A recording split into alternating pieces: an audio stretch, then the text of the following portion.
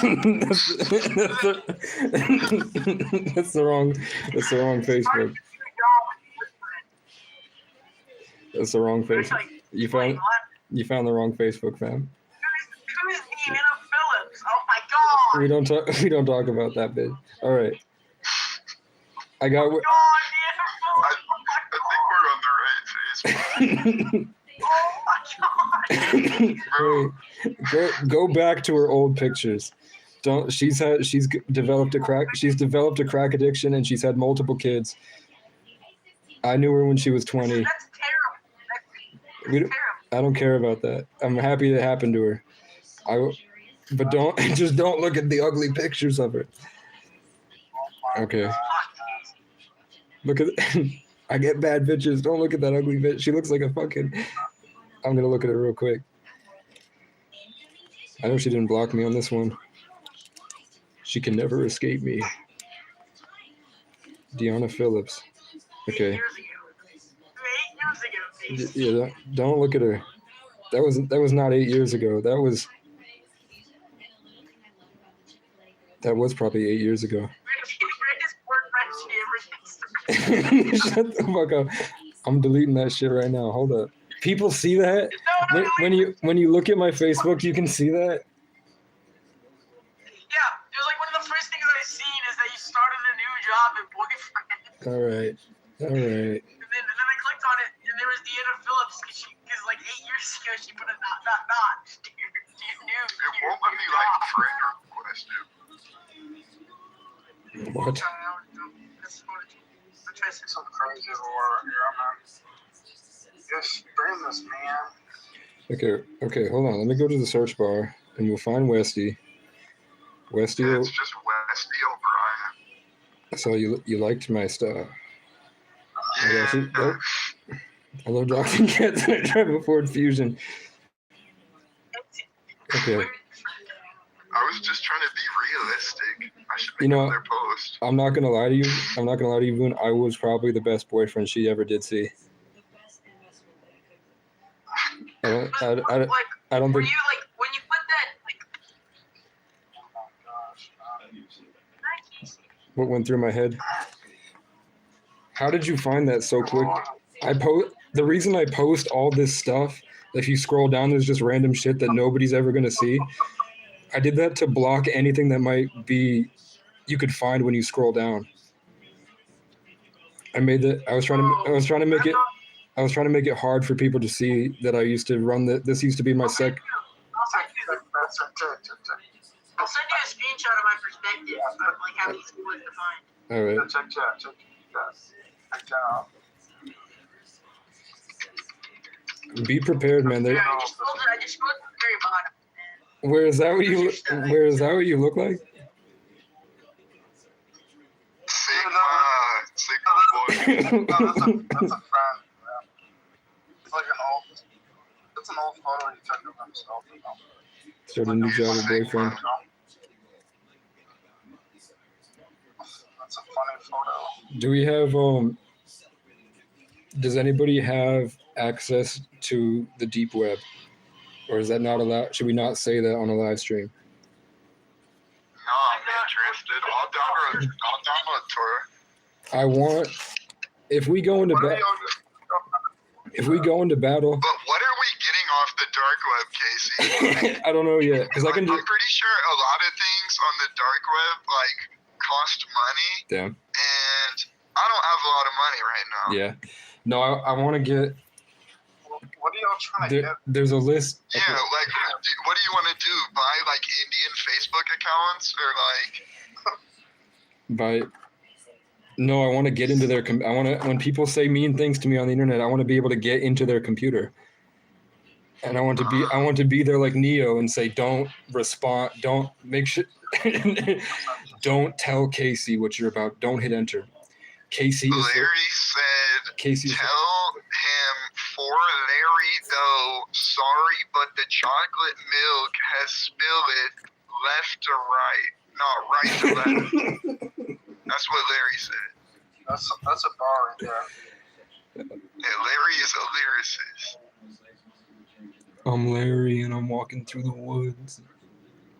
I wish. Casey, I want to be a soldier. I want to be your knight on a horseback, and I Okay. want to fight for you, but I don't know where to fight yet, Casey. Yeah, we're gonna go to battle for you.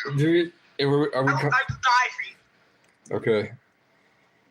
I mean, realistically, if I was doing it strategically, it would be through better videos and it would be live streams where I'm going out and talking to homeless people. And then when I post it, you guys would be there to bat people away and be like, why don't you work on your own why don't you work on your own belly first, Not fatty? what I meant. Yeah, we'll like do a deep dive on their accounts and give them a good burn. That's what I'm saying. Can you But I would argue. they would they'd write it off they might write it off quickly with "you're just losers that have nothing better to do."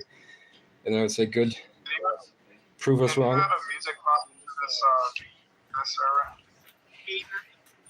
Avery O'Connor. I think Larry like one of the mods? Yeah, in the Discord. Yeah, here, I'll message him. I made him hand of the king. I don't mind revoking that because he chose a woman over the boys. I can promote. No, Larry is real. I promise you. Larry's good. Larry's good. He's managed a few Discords in his time. Okay. One time Larry said I wasn't real, and then I got kicked from my own Discord group somehow. What? I was messaging Larry and he was talking about how some people are real and that some people are pretending to be real. And then I was immediately removed from my Discord, and I was like, that's like in the scene of the movie where the guy turns out to be the betrayer and attacks the protagonist. So I came back in. No, I don't think Larry would do that. No, he said his Discord shut down too. Yeah, I don't know. I don't know either. Maybe he does have a secret motive. I don't think he would do that to me. That was way. I don't think so either. It was way. I've known Larry since high school, or like I was in middle school. Okay, Casey. Yeah. Check general chat. Check general chat. Okay. I just really want to know what face group it was. Which face group it was? Face group. I don't know, man. Let me in. I want to. Okay. I want to be your. You're gonna be the scout. So I'm gonna put you in the. I'm gonna add Boone. Did you friend request me? I think I sent you a message. Okay, you sent me a message. If you click that link, then you can invite like a Discord bot that play music. Okay. Like if you want to. Okay. As long as you're recording this and we can get that up, I don't mind playing music. Because as long as I want it to be viewable. I want to be able to post this. Yeah, I'm recording. I'll mute the music. All right. Okay. He It messaged. lets you play like MP3s and MP50s. I wasn't planning to play like a copyrighted song or something. I think Casey just wanted clear audio. But we can't. I don't want to do. Some of my VODs I can't upload because it has a red circle with a line through it, and it says it's blocked because of copyright. So some of the VODs you're looking for, I literally cannot upload, but I can unlist it and send you the. I understand. I'll make a separate Discord tab where I'll put the links to the unlisted videos. I'm looking at message requests. I'm going to spam. Great for clips. Yeah. Boom That's pop. weird because for some reason it's usually supposed to be like if this music playing, you don't get like revenue, but people still see it. So I don't know what's happening with Cool. that. I'm still stuck on started in a new job at It's probably the worst job I ever worked. Y'all know like there's probably like 50 or 60-year-olds on this chat. Y'all are trying to. She was hot as hell. Yeah, it's alright. Yeah, this is Casey's army. Are you trying to disrupt it? This is the People's Republic of O'Brien. Let's do somewhere a bit bigger or so. It's a bit bigger. huge. Say what? Huge. This is Casey's agenda. I'm listening to him. What did he say? No, He said that we should make it bigger than the group that you're going for. But I don't know. I'm just listening to you. You want to make it? I mean, that's the plan. I mean, where I'm at in my position as the homeless guy that endured so much and is fighting just to make the world a better place and make his music, that's literally wearing this Irish cross with the tattoo and the heart. The hearts on the clover are black and the green that's missing is literally on my arm. So like and I got 2 messages at 11:33 p.m. I'm not saying like I don't believe that it's not fate. I can't believe that it's not fate, and I can't believe that it's not something bigger than me.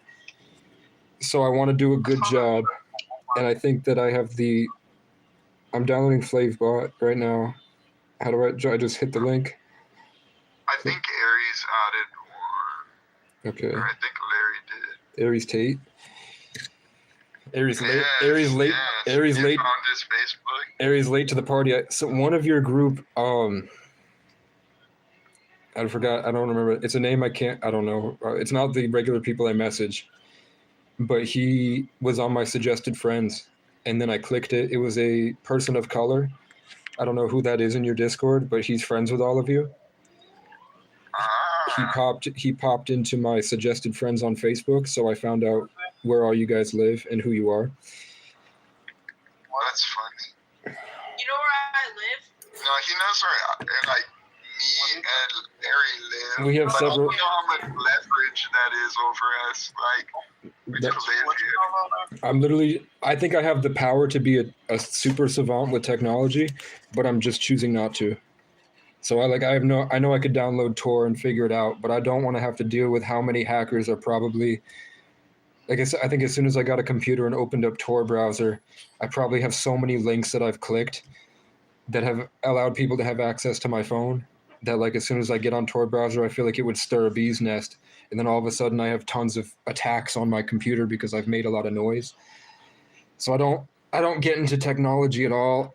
I know crypto is like you stare at it and you try to predict where it's going based off of time in the market.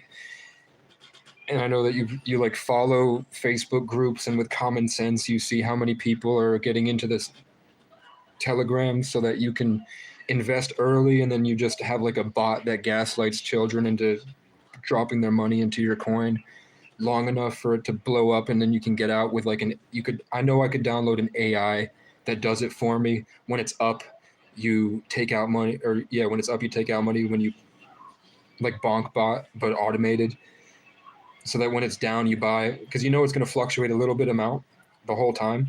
So if you just have an AI bot that's doing constant microtransactions over time, you know what I'm saying? There's going to be a lot of money there. Like even if you make like 50 cents every second per profit, because of the constant just shifting that tiny like 0.5% it raises and drops to make those little micro jumps in cryptos. If you let that run for a day, if below this, buy, if above this, sell. Plus you can have like 17 of them going at the same time. It's like impossible not to make money. And then you just have like a threshold to sell all. And then you just sit here and do the math and figure that out. And then we could just spend the day looking at those things, making investments, letting the machine run for us. And that's what I would have Nate involved with. And I don't know. I'm a schizo retard. I sat here and it felt like my energy was being drained. It's way too late for this. It's 12 a.m. right now. Oh my gosh. They usually go at noon. This would be the time just to go places and say, hey, you're fat, and I don't appreciate you. You have to throw it back at them. So you say, how are you saying this and you have this opinion when over here it clearly says that you believe a different thing? Is it because you're fat?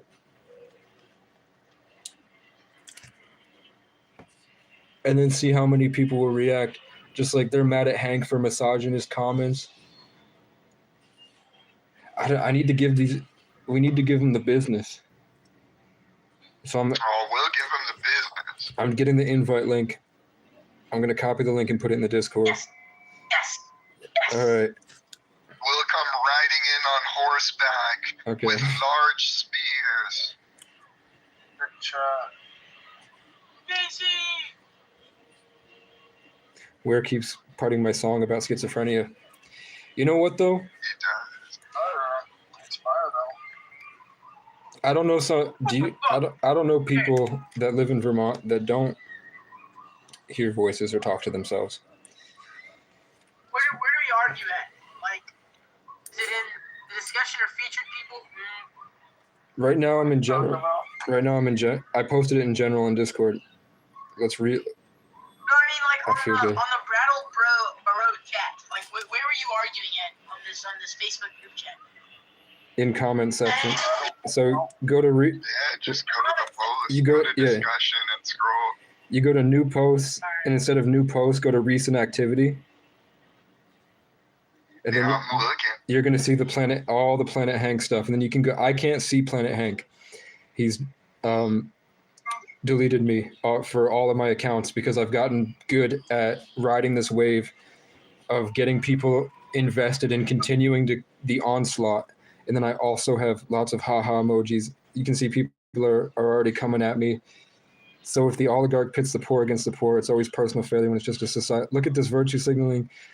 God, they're trying to be so intelligent that it's not registering in my mind. Yeah, they act like there's some like esoteric meaning. It's as if the oligarchs pits the poor against the poor. It's always a personal failure when it's just a societal failure when it comes to the homeless. No, I actually like what she's saying. And thank you for oh, fuck there. I was happy. This bit. Oh, and I got 10 views. God, we're in Facebook groups. I have a Discord running. We're going on Facebook groups and we're giving all these crazy fat white losers that are constantly every single day dopamine addicted attacking each other on my hometown group, and they are destroying lives of people they don't like, just harassing them. Sometimes they're getting so many people involved, they're riling people up, and they go out and threaten people with guns. They send them pictures of their assault rifle and say, I'm going to get you. We have little white kids in the mountains that think that they're hood, that are going and attacking black men, pretending that they're hood, trying to like check them for power and like instigate them. We have people all the way up in Maine that are addicted to drugs that are threatening to kill me and threatening to drive 9 hours, and have just been blowing up my Facebook for sometimes entire nights of just kill yourself, faggot. I hate you. I hope you kill yourself. And I'm just sitting there like, you don't even know who I am. And then he's like, no, you don't know who I am. You're making up shit about me. And I said, I'm just responding to you attacking the idea of me in your head. And then they've gone so far as to go on Facebook groups with that delusion and try to get 10,000 people to hate me. So we are now in a Discord, which is in my community tab. It's fine if you join it. We're in the voice chat right now. We've got the guy live streaming. We're just sitting on top of the hill right now, overlooking the town on our horsebacks. And we're looking in and seeing what all the people are saying and what they're doing. And we're waiting for where to strike the first torch by burning the arrow and shooting the arrow into the town. And we know we want Planet Hank. We know we want... Okay, the first thing on Brattleboro chat, if you look up Cindy Krug, CINDIKRUG, let's make a list. Let's make a fucking list. What's the list gonna be The for? list is all my enemies. The people that need to go. The people that need to be exposed for their hypocrisy. The people that need to be held accountable for what they did. The people that perpetuated in the suffering and the abuse of the homeless right now. And the people that were just mean to me for no reason. We have Cindy Krug. So here's the big, this is gathering intel. Do we want to just do the initial assault to let them know who we are? Or do we want to... What is she doing? Cindy Krug made this virtue signaling post about a bunch of different stories. Do you want me to record her? Not yet. Not yet. Let me say what happened. Oh God, this is cool. Cindy Krug made a post virtue signaling for hours. You can look her up. If you go to the Brattleboro chat and you go to the search bar, I guarantee you she's still posted it, even though people have called her out, and her hero has now been outed as a misogynist, prejudice, chode. Cindy Krug. Okay, let's see if she blocked me. She did. Well, She Avery did. O'Connor, is that That's also me. I put 3 people run this account for fun. That is second account. Avery O'Connor, Casey O'Brien. Then I have Don Lumps, and I have not Casey O'Brien. I said one night we find Cindy Krug, for everyone to see. Let's go. One night we find this, but drugs aren't the problem. No, but my right to step out of my car without stepping in a pile of dirty needles to go to work doesn't matter. I'm over it. This person or people are lucky to be alive, and this spot is on camera on private property. I wrote this a while ago, but was nervous to say it aloud. Now I think it's time. I speak for myself and no one else.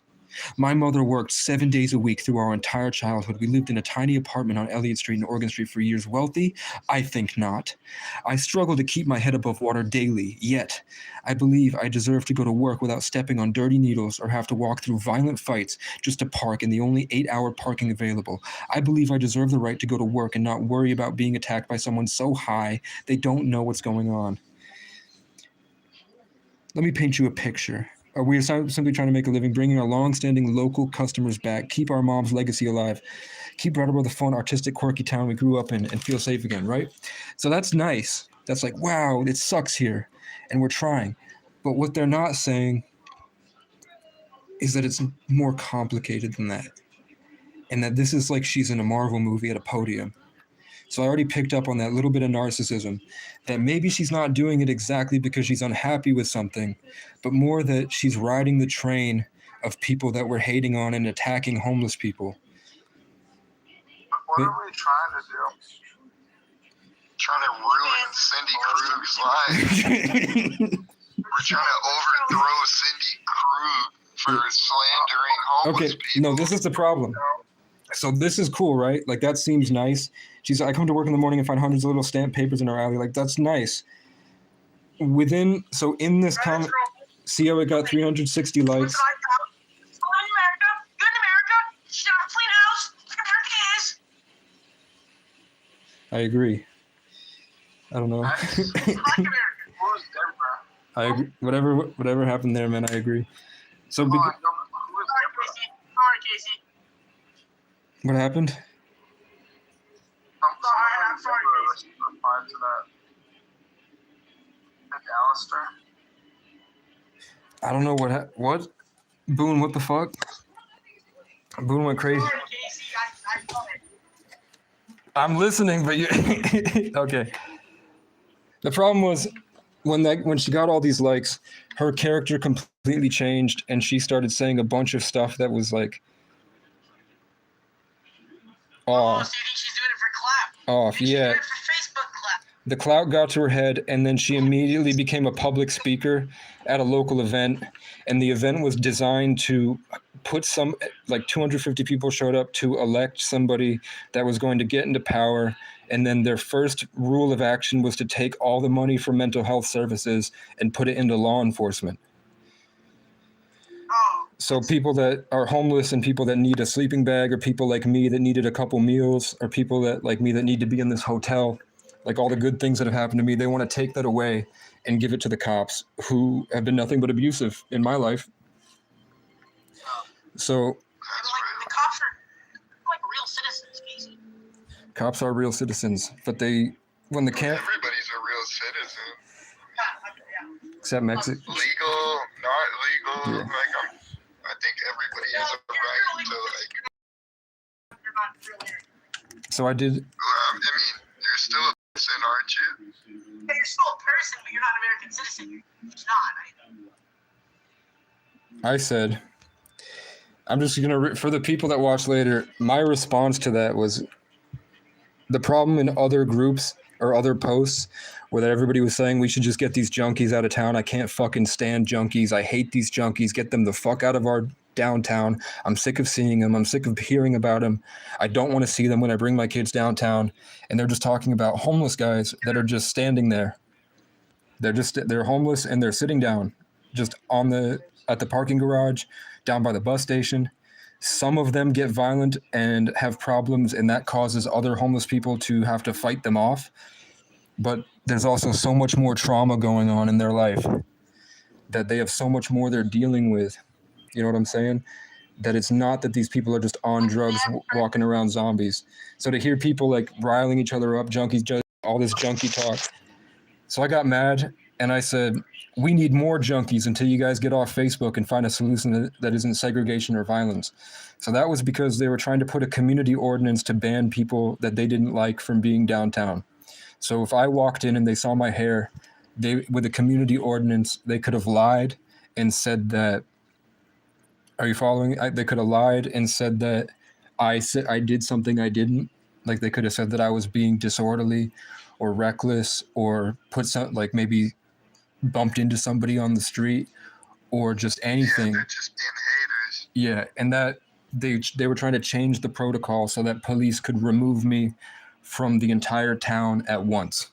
So if there was somebody they didn't like, they would have the police come at them, and it wouldn't matter what the truth was or not. There would be a procedure in place to just push them away from public eye. And that could have been on anybody, but we know that it only would have really happened to people that looked and acted a certain way. It was prejudice, and it was against a certain type of people. Yes, whether they were homeless or not, or just in Brattleboro, it's hippie place. Like everybody dresses in thrift store clothes.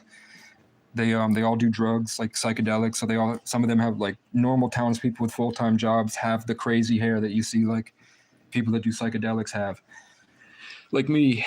And I know it's like a vortex that sucks you in a little bit.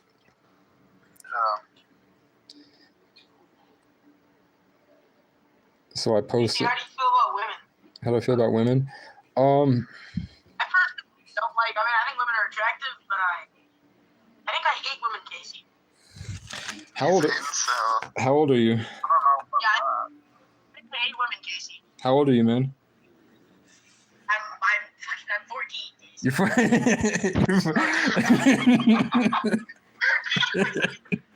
I hate women. The harsh reality. Bro, give it a couple of years. I'm 14. I'm not 14. No, I hate women also. I'm 14 in my mind. When you do, just to let you know, Boone, when you do psychedelics, your brain stops. Whatever age you are when you do psychedelics that's who you're gonna be for the rest of your life, plus what you've experienced. It like locks you in place a little bit. So a lot of people that are like, You are spitting. the boring people. Bro, I didn't realize this. I know things, guys. I'm not here for no reason. I know, but I smoked DMT whenever I was like 13, and like that's really true. Like I am definitely still like 12. But you know what? At the end of the day, the key to enlightenment is spiritual childhood. To live as a child, as an adult. That's the whole point of everything. Like people push so hard just to realize, oh man, I'm still the same kid I was. I just rode that train so long of growth and learning that I became a boring, stupid adult. And then they go back to being a child with everything that they've learned. So it's sort of like when we had these spiritual experiences, when we did psychedelics, we were able to ride that train all the way to the end. And then we came back to spiritual childhood. And then our life started from that moment. So we went through probably, I'm sure when you did DMT, you sat back and hallucinated and saw the infinite beyond. And that showed you about how life is just this journey of point A to point B, of just learning and growing in different things. And then you got to see like all the different perspectives of like all the different lives you could have led, and then came back to the present moment to enjoy it better. So See that, right? Definitely, like I'm not even lying, but Casey is actually telling the truth. yeah, so the I'm problem. not even trying to like be a dick rider or anything. Yeah, I appreciate it. But there is a way you can come back from it. It's just that, you know, you're going to be an artist. If you do psychedelics, you're going to be an artist because you have to create something outside of yourself because you understand selflessness now. And for most people, the level of disassociation is different. So some people are so far out of their mind that they have to constantly be in a state of creation to exist, where they're constantly recreating themselves to function and pilot themselves like an RC car. And some people are still in their bodies and are able to enjoy things. But for the most part, it's probably irreversible. It's like biting the apple. Once you know something, you can't unknow it. no matter how many times you try to forget. So be careful with your experiences and cherish every moment and make sure that you got everything out of the life you wanted before taking a journey into the next life. You know what I'm saying? Other than that, I did acid at 14, and my mind opened up to something I can't comprehend that's now sort of just always there. Even though I don't think about it all the time, I'm always expanded in that space in my mind. Like it was like I dissolved into this greater sense of myself that's not in my body. Like I live in a different dimension now in my head. And it sort of ruined sex for me. Now, because of everything I've been through, I'm able to enjoy sex, and I love it. I'm not gay, but people have tried to make me gay when I was on acid and vulnerable, and that caused a lot of That's trauma. unfortunate. Yeah, that was a lot of trauma. Yeah, I'm sorry to hear that, Casey. I mean, I asked God to make me a real one, and then I went through prejudice, and I went through abuse, and all the different types of things that people that I wanted to be like had been through. So now I'm just proud to have. Now that I'm a survivor, I have this grounded. Yeah, I have this you grounded made it, sense of bro. self. You know what I'm saying? Yeah, the both of us. I heard Yeah. that, man. I heard that.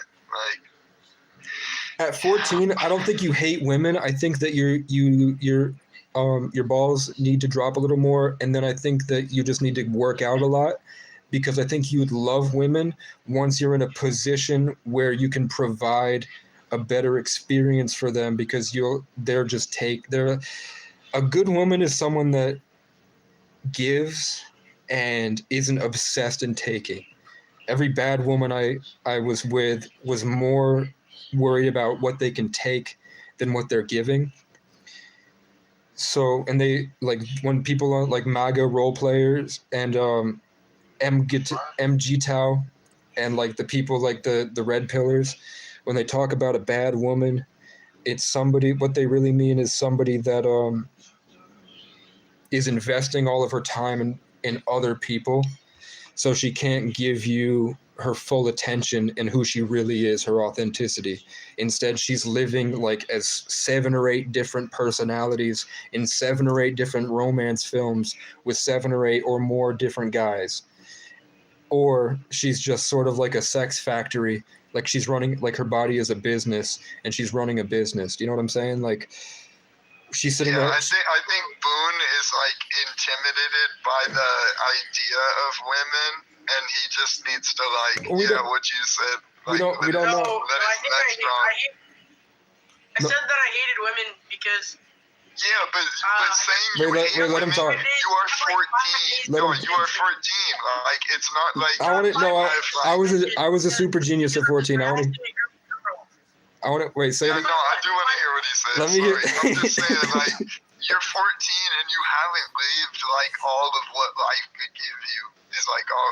That's all about my point. Heather said you should change your Discord name to He-Man Woman Haters Club. Fuck women.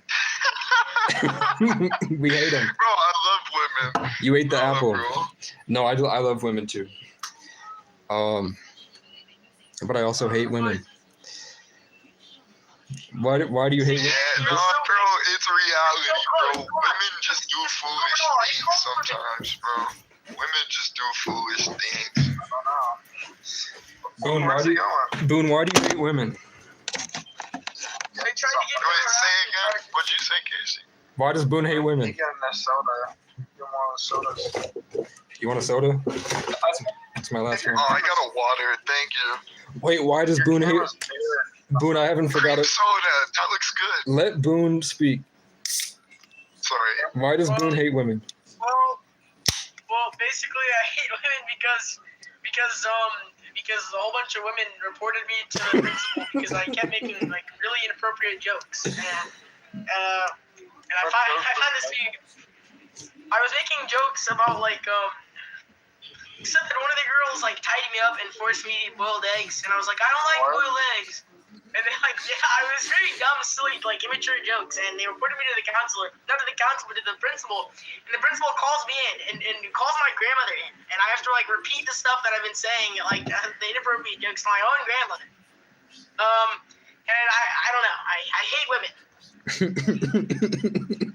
What does boiled eggs legs have to do with hating women? What? Okay, hold on. Well, it's- Yeah, I think this is misunderstood. Can you like elaborate Okay. how the hating woman Okay. correlates to boiled eggs? Heather, I'm sorry I removed you. The Discord is back, Okay. I kept making jokes about but don't join yet. about how Let this keep going. about how like about like women, right? About these group of girls, and they didn't like it. And I would make jokes about like one of the girls getting me down and prying my mouth open and me boiled eggs. You know, I said I don't like boiled eggs.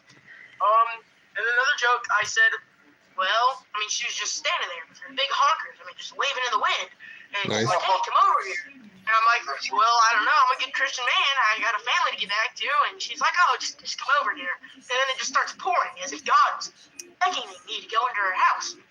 And as I go in, she starts rubbing my back and cooking me dinner, and it's been a long time since I had a warm meal with a cold pillow. And, well, as she's cooking me dinner, she invites some sisters over. 1, 2, 3, not 3, but 4, not 4, but 5 sisters come over. And, I'm a little overwhelmed by this. And all of a sudden, her clothes just fall off. And as I'm sitting here thinking about how crazy this is, a woman's clothes just falling right off. My clothes just fall right off, too. And then an earthquake happens, and both fall in the tub. That's pretty much all I got to. And they were very angry about this. And I had to repeat that to my grandmother. That just sounds like a good dream. That sounds like a whole It's not- story. That you, Well, because the way you said It's all a it, joke. like, I think they would. I think that I would say that I would say in that would be considered socially unhinged and uncalibrated. I wouldn't say it's weird. I would say that you are a creative person, and I would say that I don't know. I don't. I don't. Is there an end to the joke? You can like the Discord on the YouTube live chat. He already has, maybe not the chat, but he has in his community. It lets you do it in the live chat. You're like the creator or something. I think. Heather, have you been And then following there's the Brattleboro chat group today and the past week about what I've been saying and doing? Heather is here. I removed Heather from the group, and I forgot why. I think I was mad about the direction the group was going, and I felt like everybody needed to spend some time in their own personal lives if the group wasn't going to go the right way. I was like, nope. Stop investing in the friendships of the group and go back to your lives and do something. So I removed a bunch of people from the group because they ignored me for like a day and a half. So I was like, okay. Who's the guy with the nerd emoji in the airport? Those like these emojis are like they're just taking up the whole screen. What are you talking about? I'll try to screenshot it. Hold on.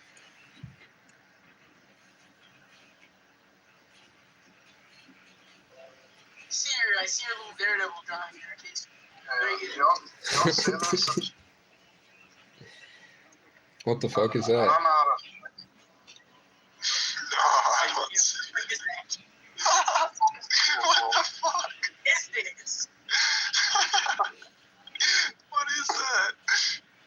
It's appearing on the leaderboard. I don't know how to fix it.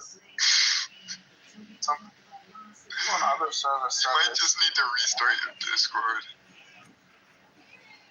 Okay. Fuck, I was giving Boone advice. Boone, I think the best advice for anything is just to work out. I think the earlier Yeah, that just be yourself. The women will come to. that's true. I've been working out in football, Casey. I bet you do sound like you play. I'm not gonna lie, you sound like you play sports. I'm gonna X out the Discord. Like verbally? Yeah. No, you sound like you play soccer. No, I got Never football played from him. soccer. I'm not gonna lie. What's wrong with soccer? I got football from him. Um, He's giving I'm broad very shoulders. smart. He talks like he No, he was giving like striker vibes. he's giving. I've been running into those posts that have the bodies on them, and you push them back. Oh yeah, I know what you're talking about. That's what you've been giving that. Like since I heard you start talking, the way that you speak, I can pick up that you've gone through drills.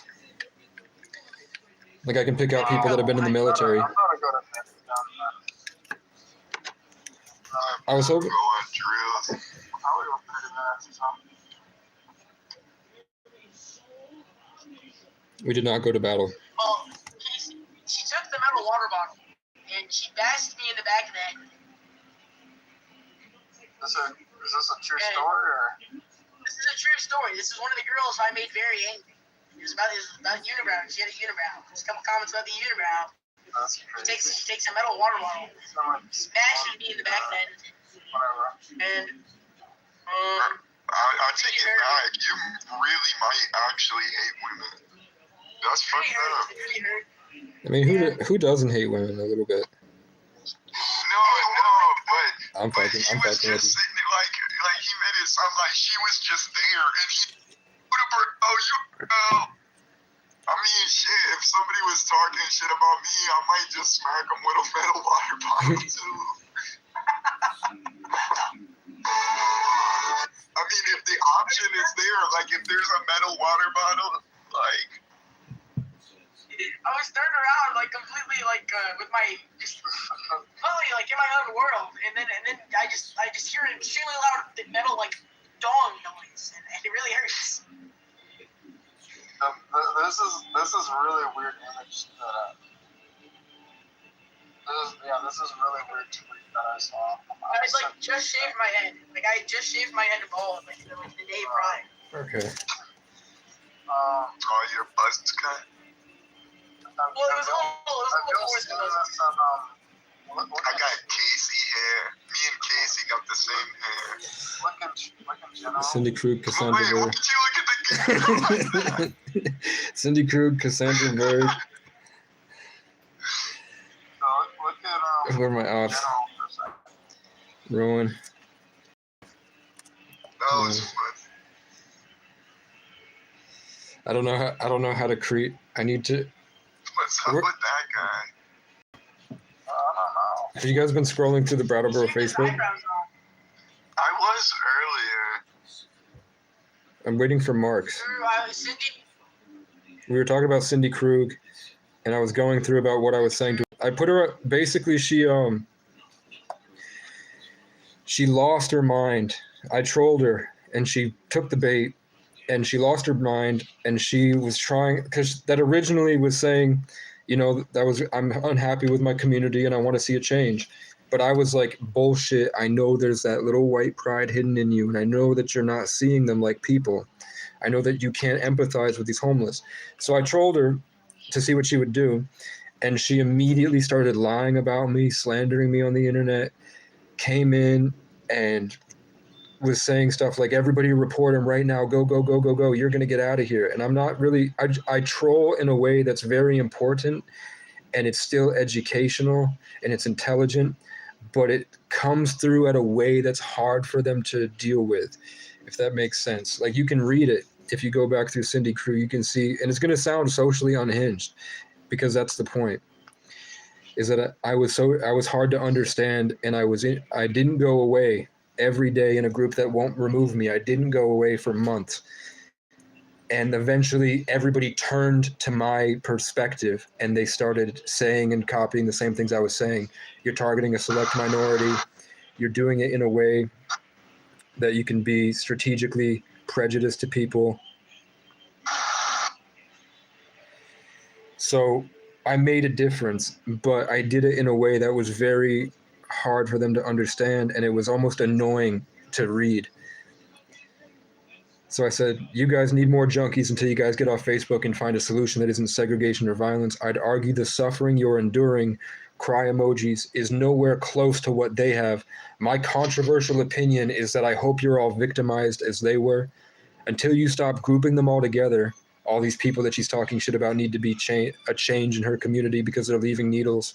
But everybody else was talking. She was also in different comment sections saying the word junkie and all this crap. So for her to switch like this and start a virtue signaling post where she's playing a character a little bit, I knew that it was going to go far off the deep end. And then she slowly became more and more of like a politician, to where she tried to be a public speaker because she got a lot of likes on this comment about her family being a hardworking whatever. So in this comment section that same night, we caught her lying to the admins, working together with tons of different people to lie about me, to try to force the admin to remove me. So I said, Cindy's trying to trespass me from the comment section. But the point was, I said, trespassing them will lead to more murders because they will be forced into more dangerous environments, whether it's you or them. They're probably in that camera because she was mad that they were shooting up on private property under a camera.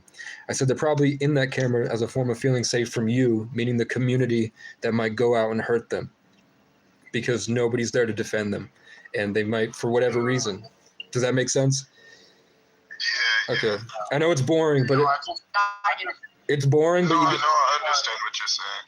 to understand this is what we're fighting for. I just found something really crazy about the Discord invite link. Okay. What was Did it? y'all see the first 3 letters of it? Is it KC? Go to the channel and Discord invite link. Come on. Look at the first 3 letters of it. We're in a simulation, guys. Our ancestors are literally helping us come up with things and walk through life. Is it KC? Well, that's what it said. So retarded. Who made that? You're so retarded. I'm sorry. First 3 letters EDP. Oh, that's, no, like, it's actually crazy that it says that. Is it really? It's really crazy that it says EDP. Oh, it says Yeah, EDP. it's crazy, man. What Discord link are you? Crazy. What Discord link are you talking about?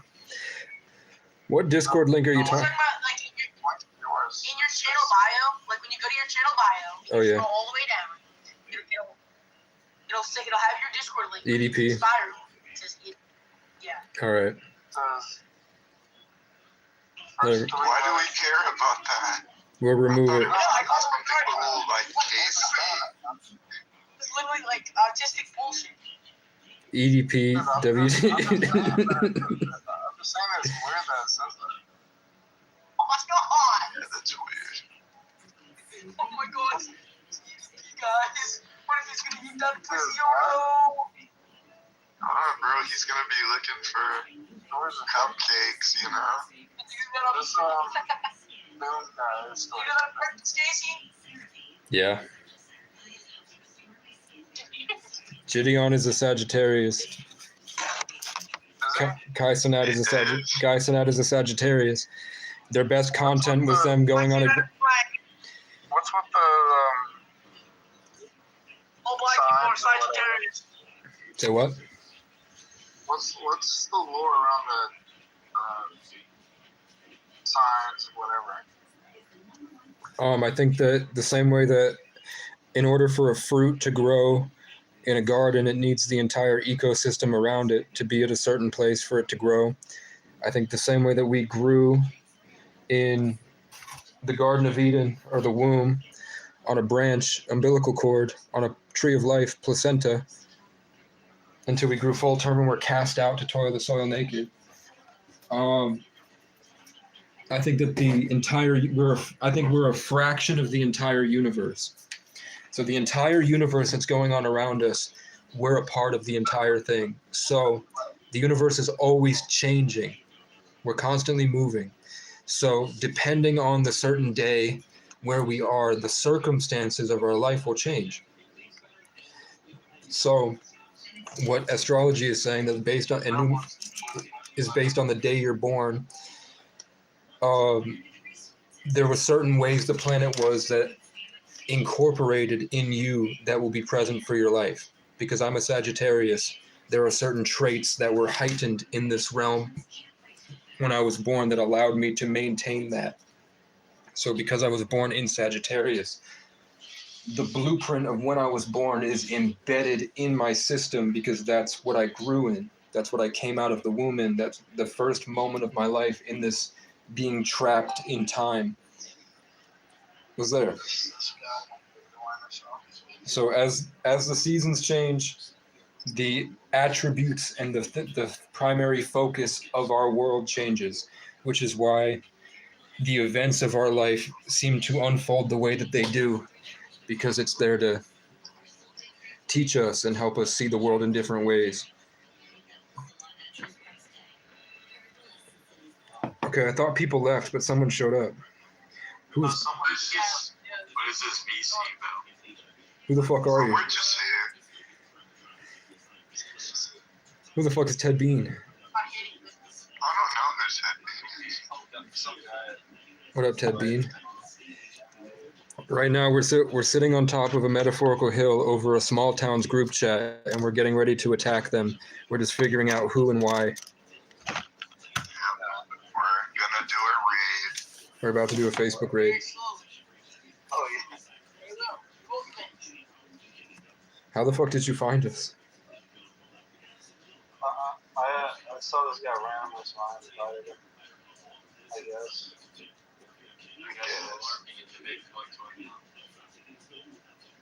All right. Okay, right now, I guess I do. Your name's Fred? I can't hear you, man. It's so quiet. Are you My name is Fred. Fred, are you actually a buff? Are you actually a buff person of color that held his arms out with his shirt open? I'm not a person of color at all. It's all right. I'm not actually. I mean, I'm pretty close to I'm not black. liking these vibes. I think so. Yes, Casey's I think so. Irish. There's no way to dispute it now. Look at what I'm wearing. Exactly. Look, Oh, yeah, you're right. look, it matches. Look at his tattoo. Yeah, look at my tattoo. It literally matches the hole that was missing in my shirt was on my arm, and I found this shirt in a Walmart. I'm the guy on the YouTube stream.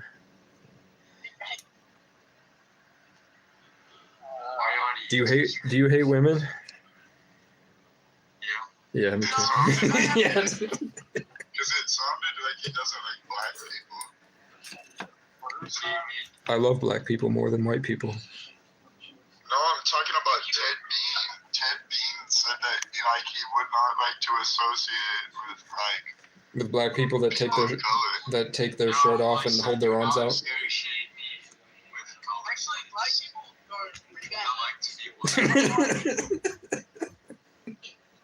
He said. Good for you, man.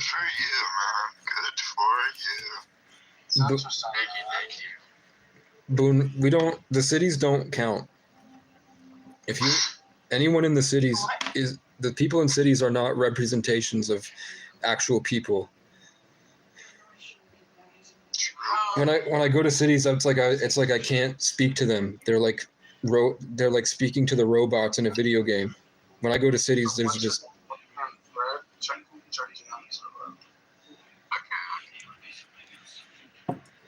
better not stage a mutiny.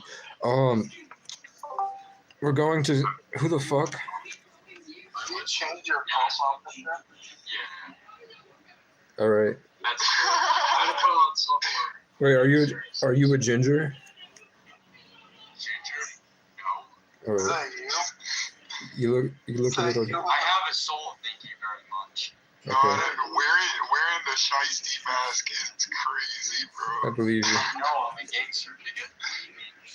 No, we Aw. don't mess with those vibes. Do you send people pictures of your gun on the internet Yeah. as like a threat? As like a don't fuck with me? Yeah. Bro, this guy must sell Molly, ecstasy, acid. Like he's the cart plug. Like I do, but it's like I'll change it for you guys. What is that? what is this, This Jen? is not you. What is Is this? that you? Turkey. What is this people? What the hell is this? I've never heard of. My name is not Red anymore. My name is Nasrin Yildemir from now on. No. I heard. Wait, do you actually sell Molly? Yeah, I sell, or no, I used to. I changed my ways just now, but like I used to sell ecstasy for free and all that stuff, you know. Bro said I saw it link too. I saw it off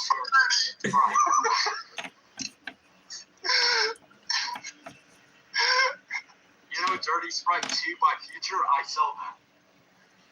I don't know if I believe. Bro, I don't know if I can literally believe him. drink cold medicine, bro. You sip Tussin, No, I bro. don't sell that. I mean, I don't drink that. I sell that to make it back. Do you live in a city? I live in the city. Like You what? sound like a city boy. You a city boy? No, I'm actually from the country.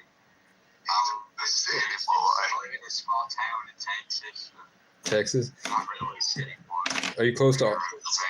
What's the closest city to you? What's closest city to me? Yeah, yeah. Houston. Houston. Are you bullshitting? Are you bullshitting? He's bro? a city boy, bro. All right. No, bro. I'm from the country, you know what I'm saying? He's a city No, boy. I'm not from the country. He's a city boy. City Never boy. Do they have black women that are built like No, like no, Nicki no, Minaj? nowhere near me. Nowhere near me. Damn. Bro, see, I told you he's racist. Nowhere near me. No, you can't just say no, I'm not. He said nowhere near me. I'm sorry. I was hoping. Man, you should kick this guy, Casey. He's giving bad vibes. How did he get in this group? Get him out of here. How Bro, did somebody invited him. where invited him? I thought it was chill, man. I thought it was like some chill dude or something. Where did you meet him?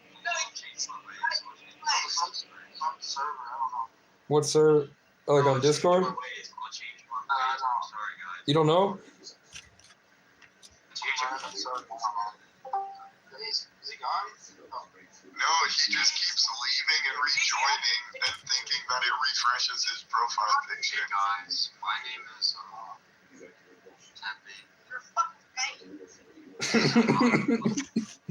We're glad It's to, only acceptable out of the 14-year-old's mouth. we're glad to add you. I don't know how I feel about people that aren't on the KC bandwagon. Being in the group.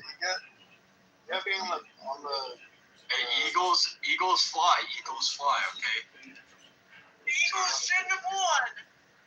Yeah, we're in here about football. Casey won No, by the we're here for last time. Casey. Casey won the fucking Super Bowl. I did. Casey did the halftime show. Like, Kendrick did. The Eagles.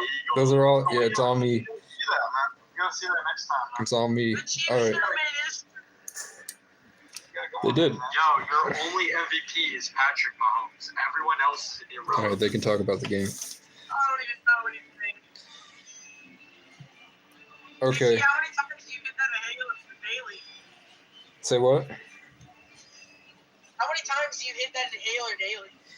I'm already smoking inhalers I've in been- 2029. I've been. smoking Okay. inhaler. Yeah, bro. This time Why are we smoking asthma pumps in big 2029? This time. What are we doing? Hold up. In the past hour, I've done it or in the past couple hours, I've done it in 20 times. Why, Casey? Why? I have Why no- are you- I have Because nothing. he needs bread. I have He has no- a shortness of bread. I have nothing else. What do you think? Casey, I don't think that's Yo, good. Casey. Boone, I'm an addict. I'm addicted to cigarettes. Casey. What? Casey. Hey, Casey, have to Do you live off welfare checks and food stamps now? I live off food stamps. Yeah. I'm trying to. I could get SSI, but I thought that I was gonna win the lottery by now. I think I'm pretty close. Casey, are you in? Yeah, keep Yeah, buying lottery. you're a few more Spend your scratches away. entire bank account on lottery tickets. If that's a good idea. No, I swear to God, I don't. think it is. No, listen. This guy doesn't know. I think we should really. I do now. I do it on daily, and I actually won $2 billion 2 years ago. So You should see Well, you also don't like black people, so I don't like. believe Nowhere it's what near you me. say. how do I? No, I love black people.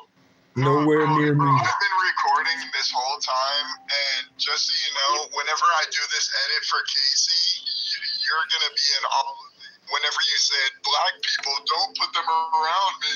No, I put black people. I That's put gonna my be in the sister edit. black people. What are we talking about, man? Nah, bro. Don't act like you wasn't being racist 10 minutes ago. Ted being 21. Exactly. It's no funny. It's all being recorded. I've been recording for an hour and a half. Ted Beam is over. The raid we were doing on Facebook is now happening on Ted Beam. Send me this clip. Send me this Fuck clip. you, Ted Bean. Send me this clip. Send me this clip when you're done. Did you record the thing I said about the women? I have been recording. Like, I think since Casey said this needs to be recorded. Or like since Casey joined. Important conversations, man. This is like you're fine. Also, you're not even recording, by the way. Streamlabs, bro. Open Streamlabs right now.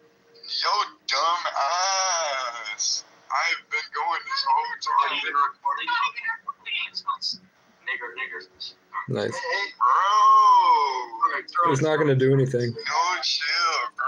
This guy's getting put on mute. No. Chill. My bad.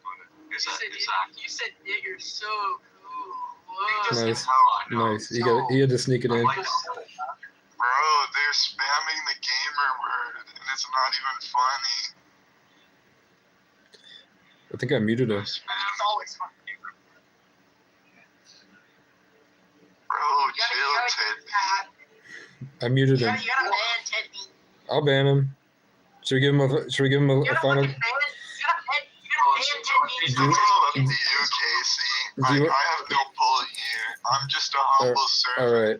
Do you want to give us a final goodbye, Ted Bean? He's just gonna say the N-word. Do you want to say? Alright, guys. The new album that's dropping by me will be fire. All right. Let me know when I'm you. gonna say Dude, the N-word on that too. I have a degree in. I have a degree in audio engineering. Let me know. I don't want to do anything. I don't want to do anything for you, but I want to listen to it. So let whoever adds you know. No, you like to insight and produce my songs. We shouldn't ban this guy. I banned him. I banned him. He was giving bad vibes. Like what Casey said, I'm having a panic attack. Oh no. You're gonna ban him. You guys trying to take the goat away? What are you guys doing, bro? Oh, God. Hey, why are you guys trying to take the goat away? Don't worry. Larry is Why you DMing Larry, bro? Don't worry. The humble servant is like ready, bro.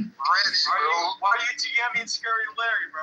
What's going No, on? it's not scary, Larry. Get Scary Larry in Even this bitch. steaming, slimy, scary Saboba Ethan.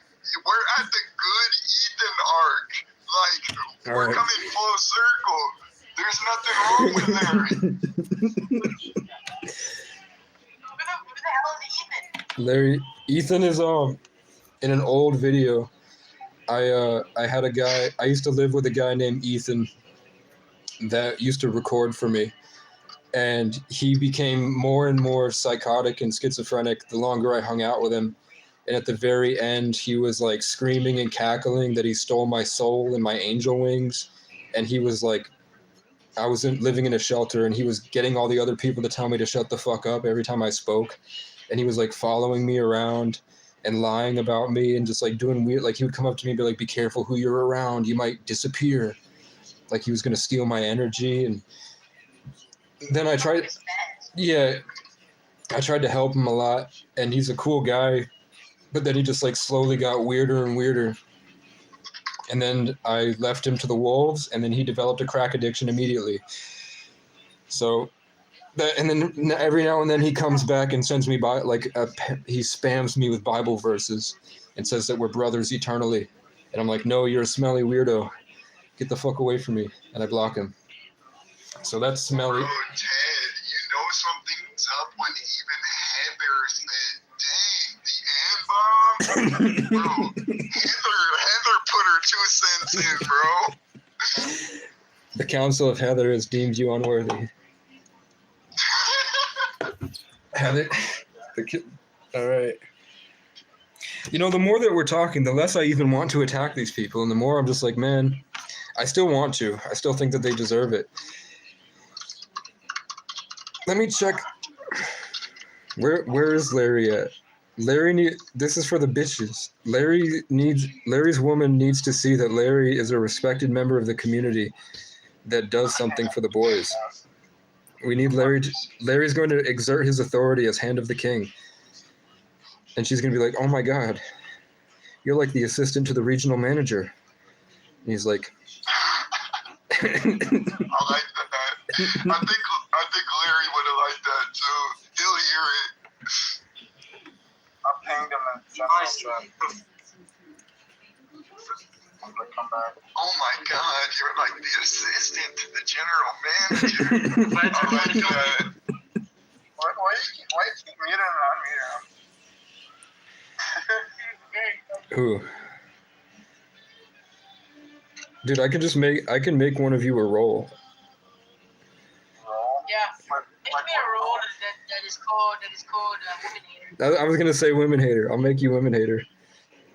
I don't know what privileges I'll give you, Boone. At 14 years old, I'm not sure what privileges I'll give you. You like all the privileges. Chocolate milk spill. Okay, how do I? Spill is not- No. If I go to manage, I can make you a role. I think. Edit roles. Like a moderator?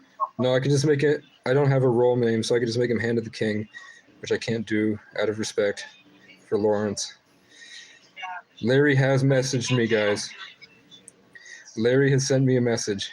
He says, "Should I ban bro? Casey O'Brien? Are you busy? Are you busy? Oh, man. Not to chill? Not to wait? You gonna ban him? Can we give him a timeout for like 2 hours and see what happens? Can we give him like a timeout? Give him a good time pass. Give him a good time out. We'll give you the. What's up? We could just like mute his mic. Who is Josh? Me and Josh They're trying to censor me. can we mute him? Yeah, you gotta ban him. You just gotta ban him in general. He's coming back with all the counts. He's not even If muted. you ban him, he's gonna This is a different person. I'm Josh. I'm different. He's inviting I'm people? a different person, man. What are you talking about? I'm different. I'm a different person. Wait. That guy is not that. I'm a different person. See, Ted Beam's in the call right now. I'm not Ted Beam. Right. He's on his phone? You a fucking faggot nigger too. Okay, watch out. Hey, don't call Ted Beam a nigger. Oh god, that's gonna make. I don't know if the. Is that gonna make. Casey, the call Yeah. is devolving. We Yeah, have we- to do something. Yeah, If Boone said it first, don't talk to him like that. yeah, drop him. Bro, it doesn't make anything okay. We were having a Yeah, whole yeah, drop him. conversation before people just started spamming the N-word. Ban him now. Gotta get him out of here, JC. Stymie. You gotta ban him. After little rascals. Get him out. Yeah, drop him. Yeah, Heather Ban- funny for that. Van Hammer. I saw Yeah. that. And the other guy. And the new guy. And the new guy he added. Van Hammer. Yeah, and the new guy he I don't added. know. No, We- I didn't get banhammered. We Sorry, need, guys. we need punishments. Not to break it to you, but people are actually on my side. Me and Josh. I always Well, what's my YouTube? What's my YouTube? Me and Boone are cool. You're not No. cool. I hate you. The new guys. You hate me? You hate me? You're just all of you. Thank God you hate me. You're doing that for the popular opinion, by the way. My dick still runs. So get Bro, he's a kid. I'm a kid too. I don't care. I'm literally. Your son was gonna scream you. No, he's gone. It says 14. I knew how to ban people the whole time. I just wanted Larry to do it for that guy. Just do it. I wanted to interrupt Larry's night. I know you did, Casey. I already messaged him like 3 times. And then He was content though. I can't remember. I don't know where he Yeah, went. that guy was a weird part of the lore. Who the fuck was that?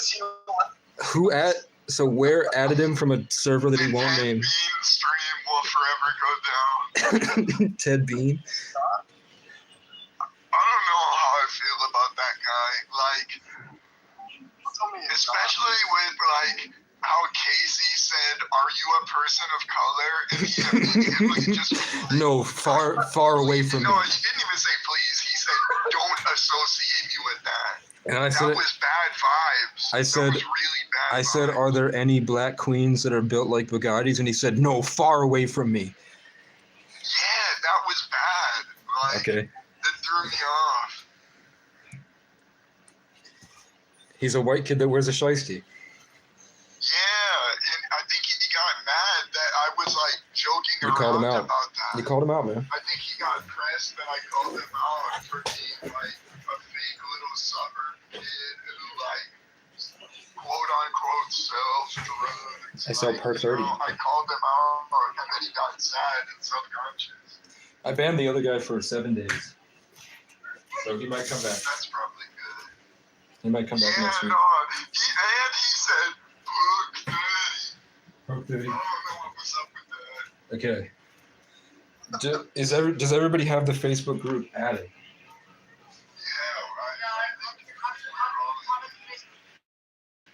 Yeah, Okay. 7.8 minutes. 7.8. Basically, you guys, we have strategic attacks and you have free reign. We're just waiting for the initial. Should we claim me the king in the? I think we need more people. We have Heather in the group too. Nate is gone. I removed Nate and then ignored him. I was mad he didn't apologize for something that happened years ago, and then I called it out and he still didn't apologize. He I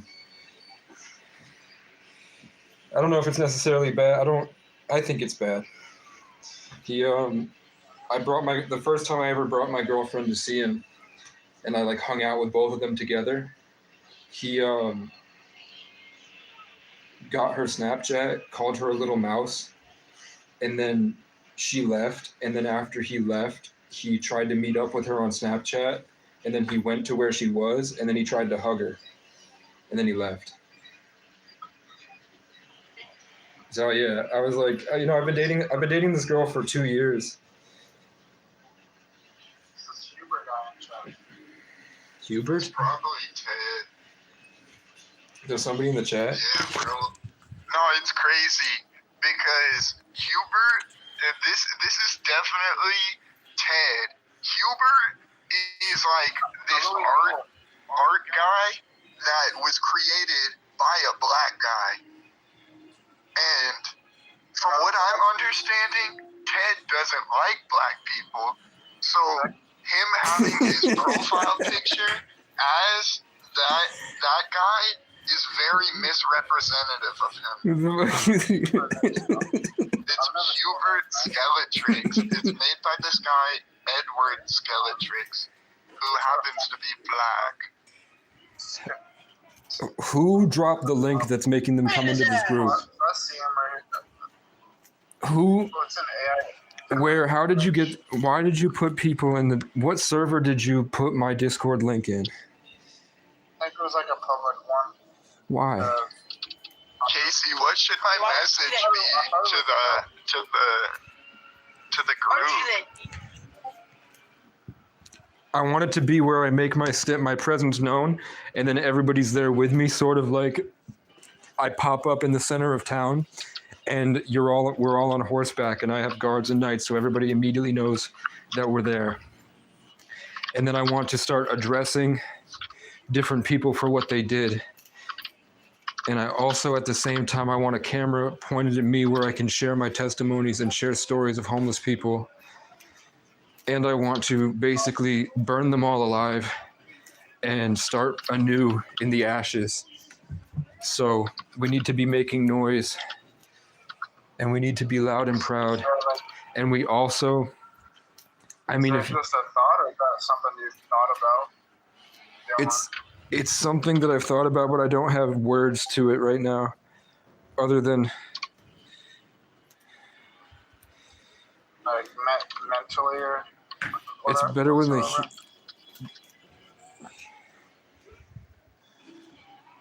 This fucking business, yeah. Like you don't mean physically or something. I mean, in the people's minds, whether that's content, whether that's a post I make. Hello, everyone. This is supposed to be a really long video that you're playing or something. Yeah, it's been going for an hour 40 now. How much space do you got, man? I got enough. Enough.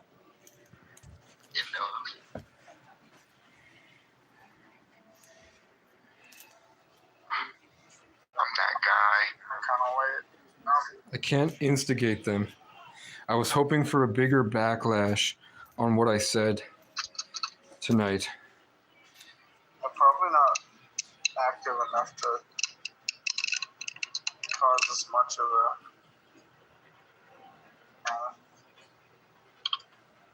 I posted something very important for me, and it got no comments or likes. Yet, if you look and scroll down, there's something much less important than homeless people being attacked, which is some guy said mean things once. And it's got hundreds and hundreds of comments. So if you guys are ready and you want to go start, we will systematically wipe down every group.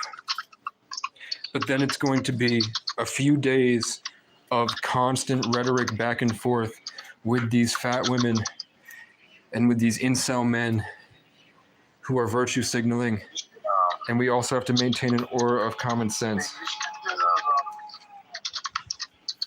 do those like Instagram calls or whatever. Those live calls like that. So you can have chat with people live or something. But Casey, Yeah. how do we win? I mean, like, we're gonna argue with them. Like, are they just gonna get so frustrated that they leave? The point is we would be turning them around on themselves.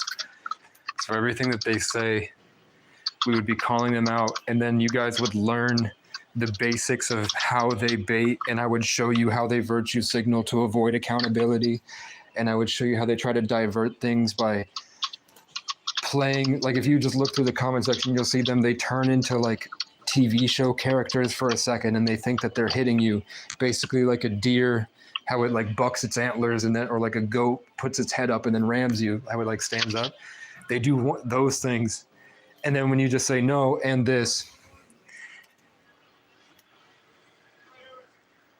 But at the end of the day, it's just to stop the noise and keep people engaged long enough for people to realize what Hank is doing. So maybe it's all about me and the Who the homeless. hell is Hank? He's a guy that goes out and records homeless people getting arrested. Yeah, he goes out and records homeless people getting arrested, and he goes out and records people that he responds to calls. So like, You if, guys, but you don't beat the hell out of this game.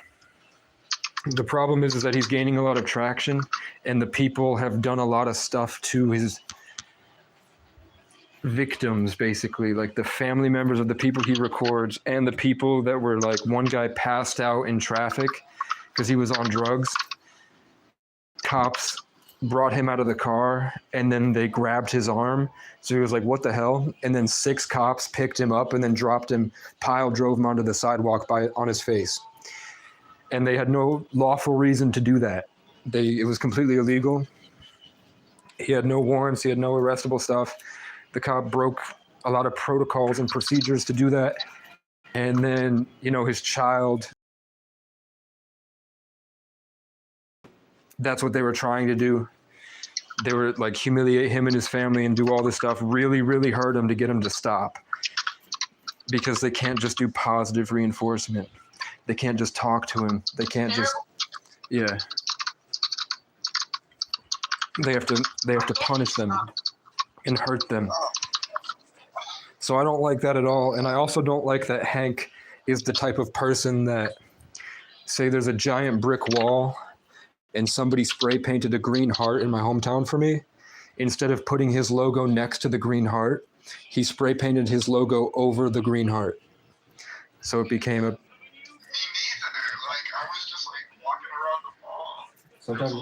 Sometimes I think that Chinese restaurants, they're all part of like a Discord group.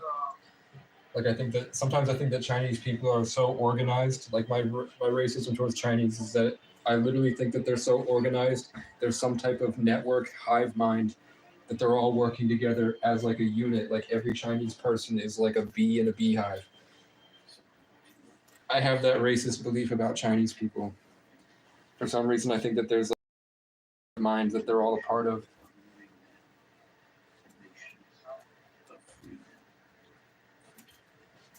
Fuck, I'm mad.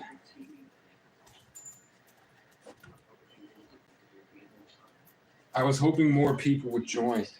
That's the problem. Yeah, we gotta try again whenever Larry doesn't.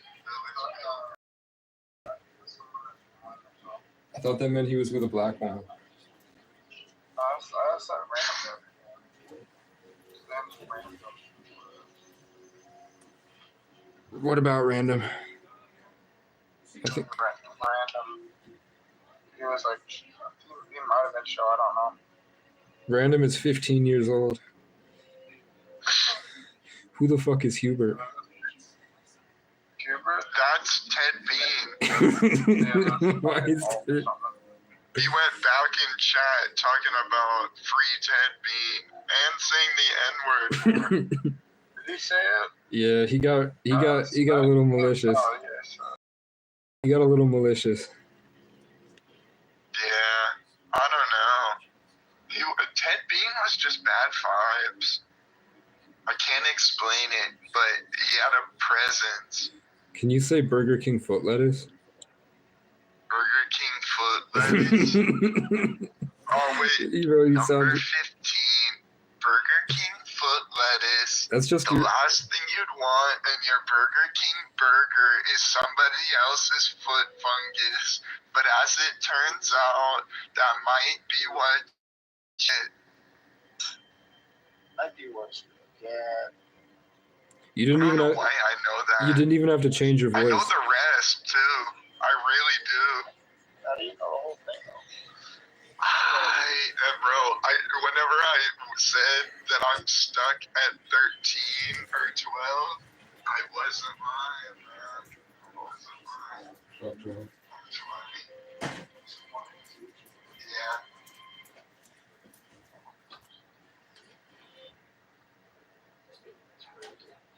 I'm 25. You're 19. I'm 6 years older than you. But the past 6 years have been just like a nonstop Groundhog Day. Yeah, it does feel like a lot of the time. We're stuck in between time and then everything but time. Like in this weird. Yeah, we're in the Truman Show. I think we're in the. I think we're in the Truman Show. That's actually crazy. It is. It is actually crazy. Oh my gosh. That's crazy you said that. That we're. Why are you in the Truman Show? It seems like it. Do I know, you right? do you feel like your ancestors might be helping you along? Yep. Do you feel like No, it just feels like some things happen.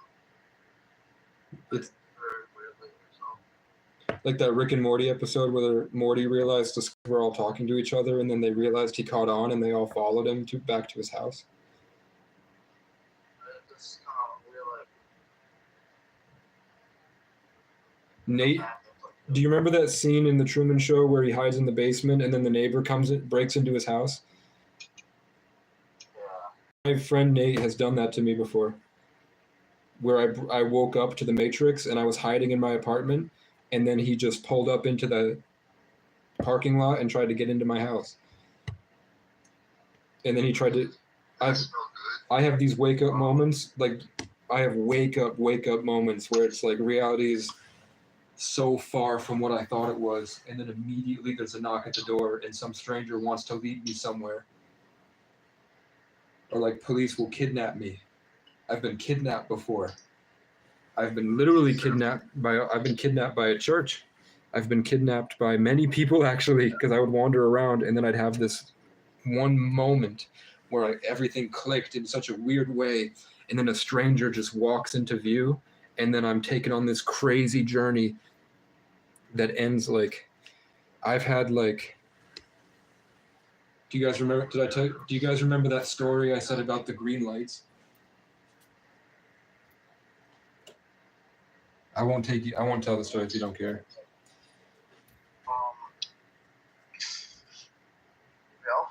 Y'all been seeing 57 lately.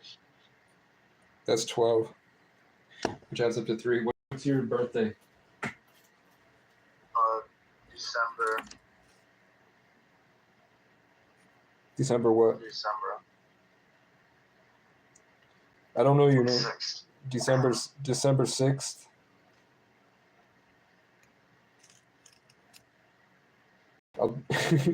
What year? 2004 or 5. So it's actually the 6th.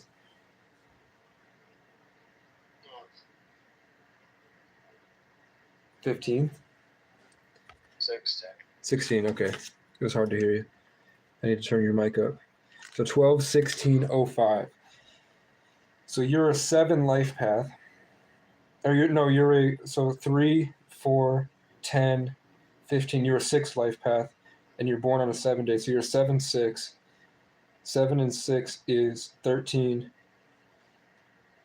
So the first thing is that being a 6 life path means that you deal a lot with the home and family, supposedly, according to these Freemasons that built this numeric system based on astrology, is that your life would be considered, you would be managing, you'd be very caring and empathetic, and you would sort of be the thing that people, your life, you would basically be going on adventures that deal with changing things or managing your home and family. Like you might be always driving between or going like upstairs to talk to your sister and then going downstairs to the basement to say what your sister said to the other guy.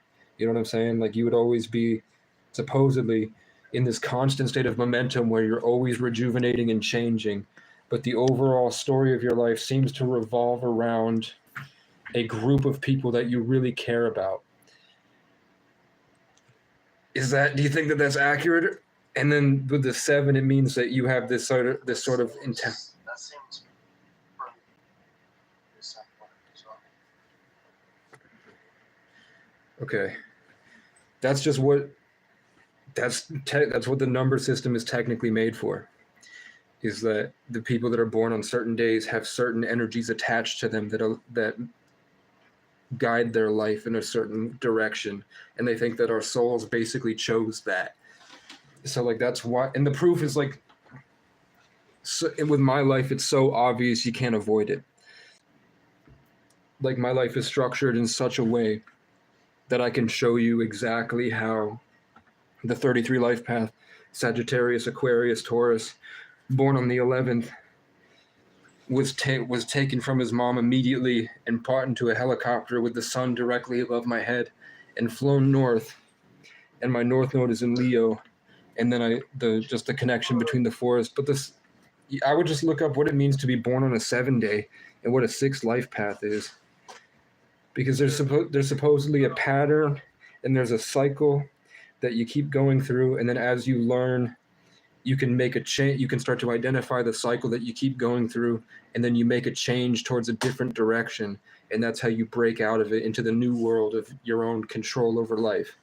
And that's when you're going to see the shit like the crows are going to follow you, and people will follow you through aisles and cough.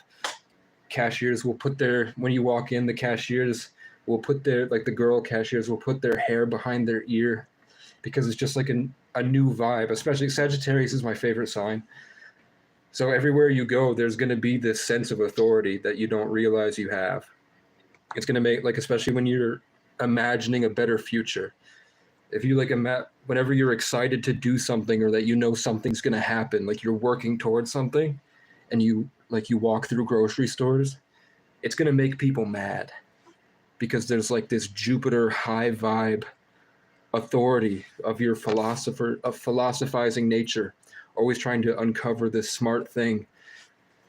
You're always reaching out for some like intelligence that trickles down to things that you create that help the people you care about. And I'm pretty much the same way in a different way.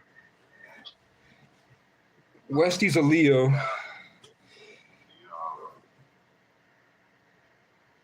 There's could you do like is it fine if you do like another birthday or something? That's what I'm thinking about.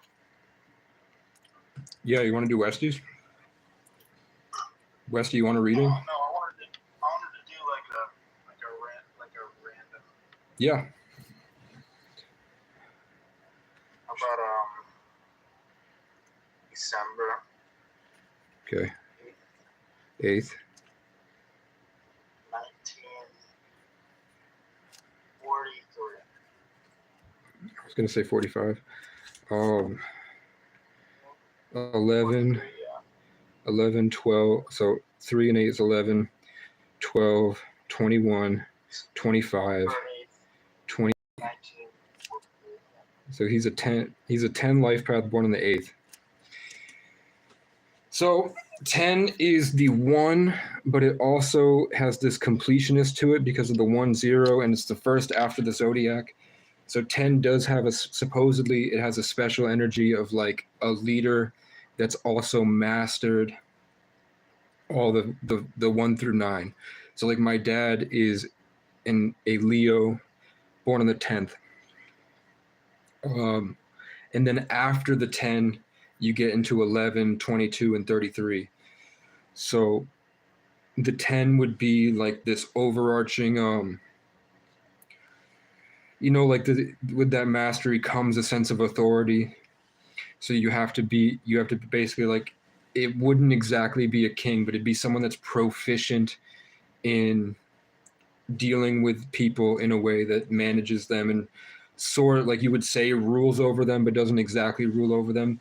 But it's like, that strong point that, let's say you're in like a bunch of apartment buildings, or you're in an apartment building, your room and who you are would be the person people go to deal with these types of things, to deal with things that are hard to manage, like the chaos of emotion of all these different people talking to each other.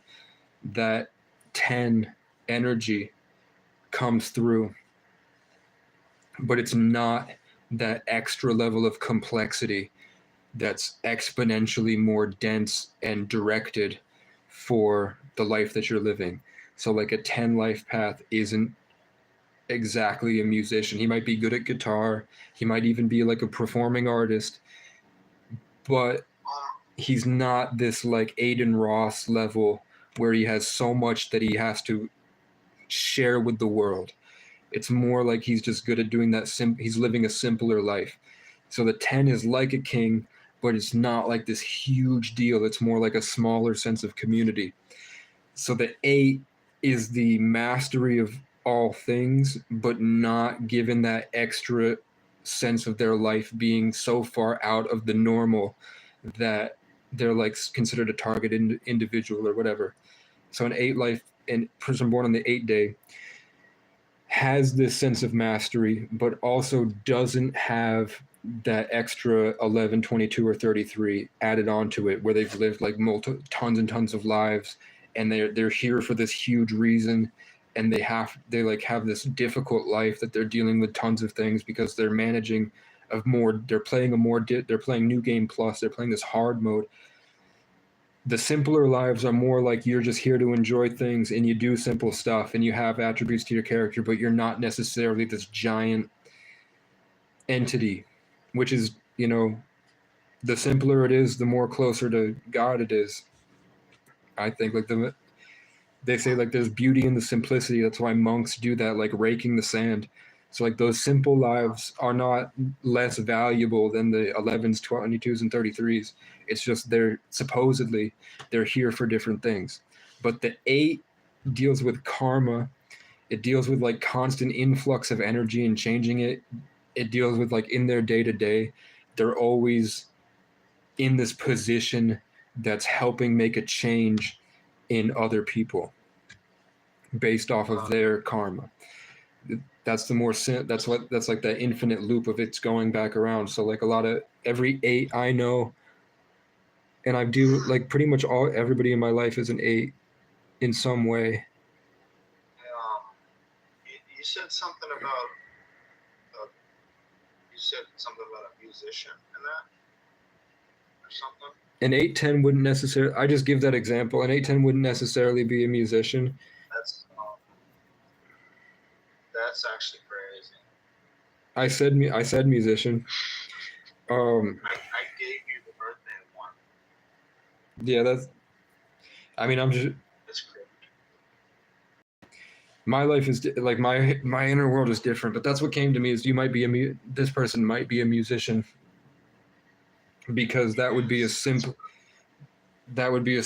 way to express the karmic change, and that sense of authority would help them manage the chaotic life of being in front of everybody. So a 10 life path would mean that whoever that person is, they would get to a position where they were sort of managing and holding the fort down so that everybody around them could be more comfortable in what they were doing, but not in a way that makes a giant change in the world necessarily, more so that they're part of something bigger than themselves, but they're not the thing itself. Like 33 life paths are the thing, and 11s and 22s, they're the thing itself. They're not them. They're the overall. They might be them and their friends. You know what I'm saying? Like they might be their story is their soul is woven into so much more than. Good night, Cooper. Cooper's going to bed. Like the 33 life path, Casey Tree. I'm literally. How long would you say they would usually last? Their life. How long they would? I think it's probably predetermined. I think you probably know when you like. These numerologists are saying that when you. Okay, so I'm basically. It feels like I'm being fed the information. I'm not gonna lie. It was like a big layer came over my head, and I watched an old YouTube video that explained this to me years ago. That's what came to my head. Is this guy, GG33, saying years ago that you can calculate the death code, because if you look at all the people that follow the same pattern that he identified with his autism as a 33 life path, that he did technically pioneer for the entire world to adopt numerology. And he is GG33. And exactly 2 years before I met GG33, Gary Gay III, GG3, was trying to steal my ex from me. And he was sitting outside my apartment staring at me and just drinking and fighting with her. And then now, 2 years after I beat GG3, I beat GG33 by posting content and tagging him and going in John Zerka's Discord the same way that John Michael was at my house at the same time I was dealing with GG33. So I believe that there's a pattern, and he taught me about the way he identifies the pattern. And he says that the way people usually die is in the elemental year of the Vietnamese zodiac that their parents were. So like all these celebrities that their parents were a cat, they usually die in a cat year, is what he said. Like more likely than not, these people that he identifies as a part of the pattern seem to go in their pattern year, according to Vietnamese, which is like old Asian astrology. So that's a pattern. I would say, I don't know enough about how long they usually last. I would say there's another level to this. Like you have to factor in the person's name, the person's close relationships in his life consistently. You'd have to see the fruits that he, like you can tell what type of. Guess a name? Do I want to guess a name of who it is? I mean, you could guess. I could say, but. Yeah, what's his name? It's like Jim or something. I didn't hear you. It's Jim. Jim? Jim. Jim 12/8/1943. Is it Jim Jones? Was Is it Jim Morrison? Yeah. It was Jim Morrison, man. Oh my god. And he's kicking down the door. It's Jim Morrison. This young boy is a problem. You should let him in. That was like one of the first John Bellion songs I ever heard. This young boy is a problem. You should let him in. He's kicking down the doors. Jim Morrison. Jim Morrison was a military brat. He founded the Doors.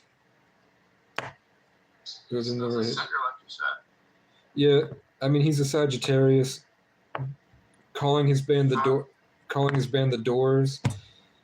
Would you call front runner a leader though? A front runner. Yeah, because the 10 is not. It's not in the life path sequence. That's just an added bonus. What 10 really is a one life path. So one life path. So I was explaining the 10 to get to the 1 because that's the extra added on to it. But it is a one life path, and one life paths are the driving forces.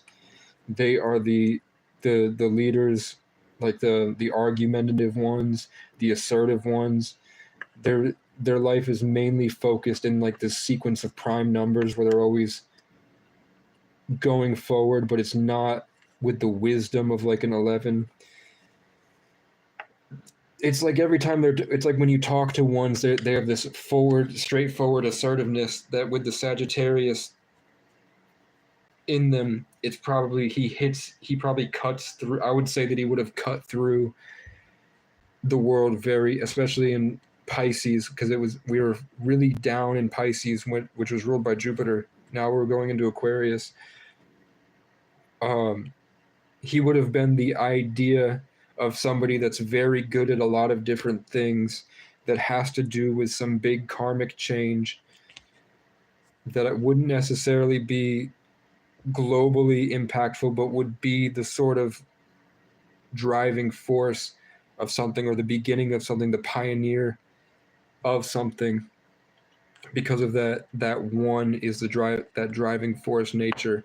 And it's masculine, so I would say he'd have masculine features, and he would be probably known for his masculine features.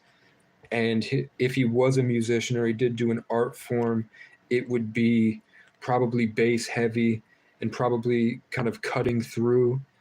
Like most of his stuff would be like sort of punches a little bit. So it's cool that it's kicking down the doors. And then also, That's the name of the song. yeah, kicking down the doors. You said what through? I don't even know what I said. You know who did the Hall of Fame? Something. He died. He was part of the 27 Club.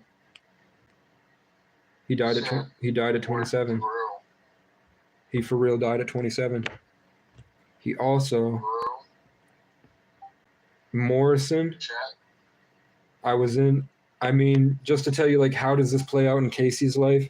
We have Morrison, which is the guy. Morris was the guy who founded Morrisville, where I just was. The founding of the Order of the Eastern Star, which was like the old Satanist Freemasons. So Morrison, that's the family that invented the Order of the Eastern Star. And then Is that? say what? Look that up. Yeah, the Order of the Eastern Star. It was founded by a guy named something Morris, and he had an entire town. He built a town right on the border between indigenous land and American land, so that they could go out and steal indigenous women and children for rituals back in the day. And I mean, in Casey's life, you know, Jim Morrison founded the Doors with a guy named Ray. So you have Ray in there, which is Kai Cenat and Ray, Kurt Kaz and Ray. Then you have Casey Rocket and Adam Ray blew up at the same time. And then you have me and my life. Oh my gosh. Rob. Yo. Who's Robbie? The guitarist, bro. Robbie's one of the names. Robert Baratheon and my mom's. No, the name of the guy that you said, his name starts with the Rob. No, Ray. I'm gonna screenshot it. Hold on. All right. I'm gonna screenshot it and send it to chat. I'm gonna have to write a book.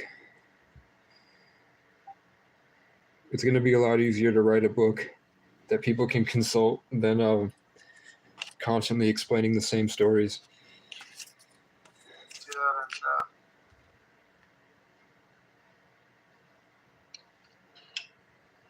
Rob Morris. Yeah. Who is does John sound familiar? John Morris. No, it's the name John. The John. Yeah, Jon Snow. And then John Michael, John DeCaesar. John is one of John DeCaesar was the guy that taught me for the first time in my life what the daddy vibe was. And he was a guy that drove a truck and he had a motorcycle and he was fat, but he was indigenous. And so he had darker skin and he rode around, and all the girls, like the young nurses that were in the program, would always talk about how people heard that he was hitting on gas station workers, and they told me that he's daddy. So the people named John are like the first people that introduce something to me, and then they also take me to a different place. So like Casey gets trapped all the time and doesn't know what to do or where to go next, and then a John usually shows up and pushes Casey towards the new way. The last John that I can remember was the first day that I was in Morrisville in 2024. I was sitting behind Price Chopper with a Domino's pizza, and then somebody came out of the bushes and he said, "What's up? My name's John. Come with me." And then he walked me to the bank where all the stuff with the police happened, and there was that little alcove in the trees that I could hide a tent, and I lived in the tent. And then I have an album called Sundance.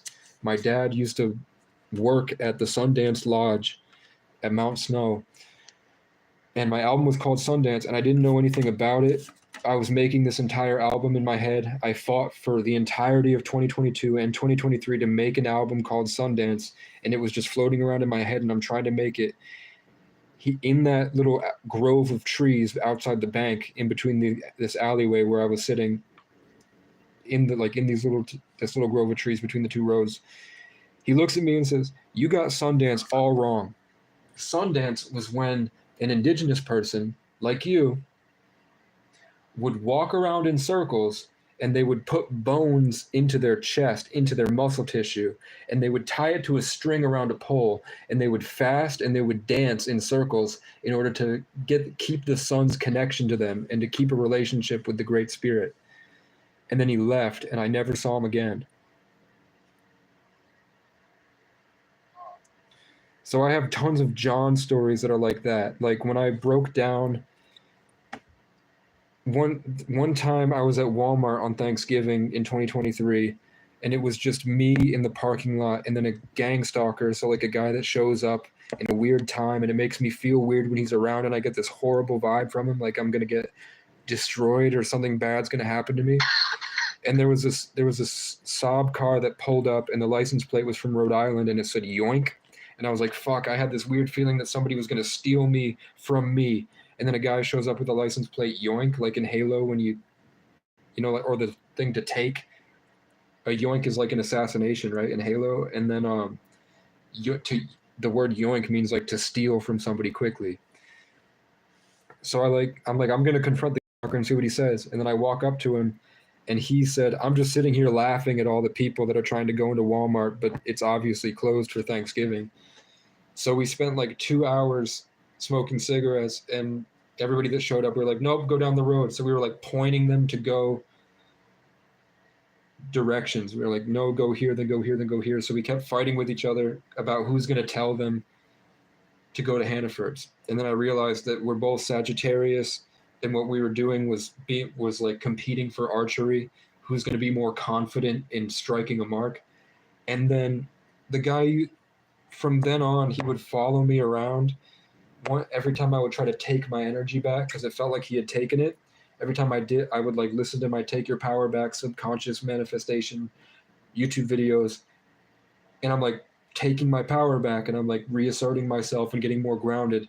He would, whatever parking lot I was in, the guy would show up and he would park next to me. He would open his visor down, he would flip up the mirror, and he'd start to like groom himself and stare at me through the mirror, grooming himself. And then I would leave, and then I'd look over, and he was staring at me like this. If you can see the camera. And then he would, hit you with the chin rub. yeah, he was like just like grooming his beard or whatever, Oh, and he no, would just the camera was lagging. he would just do it around me. Yeah, no,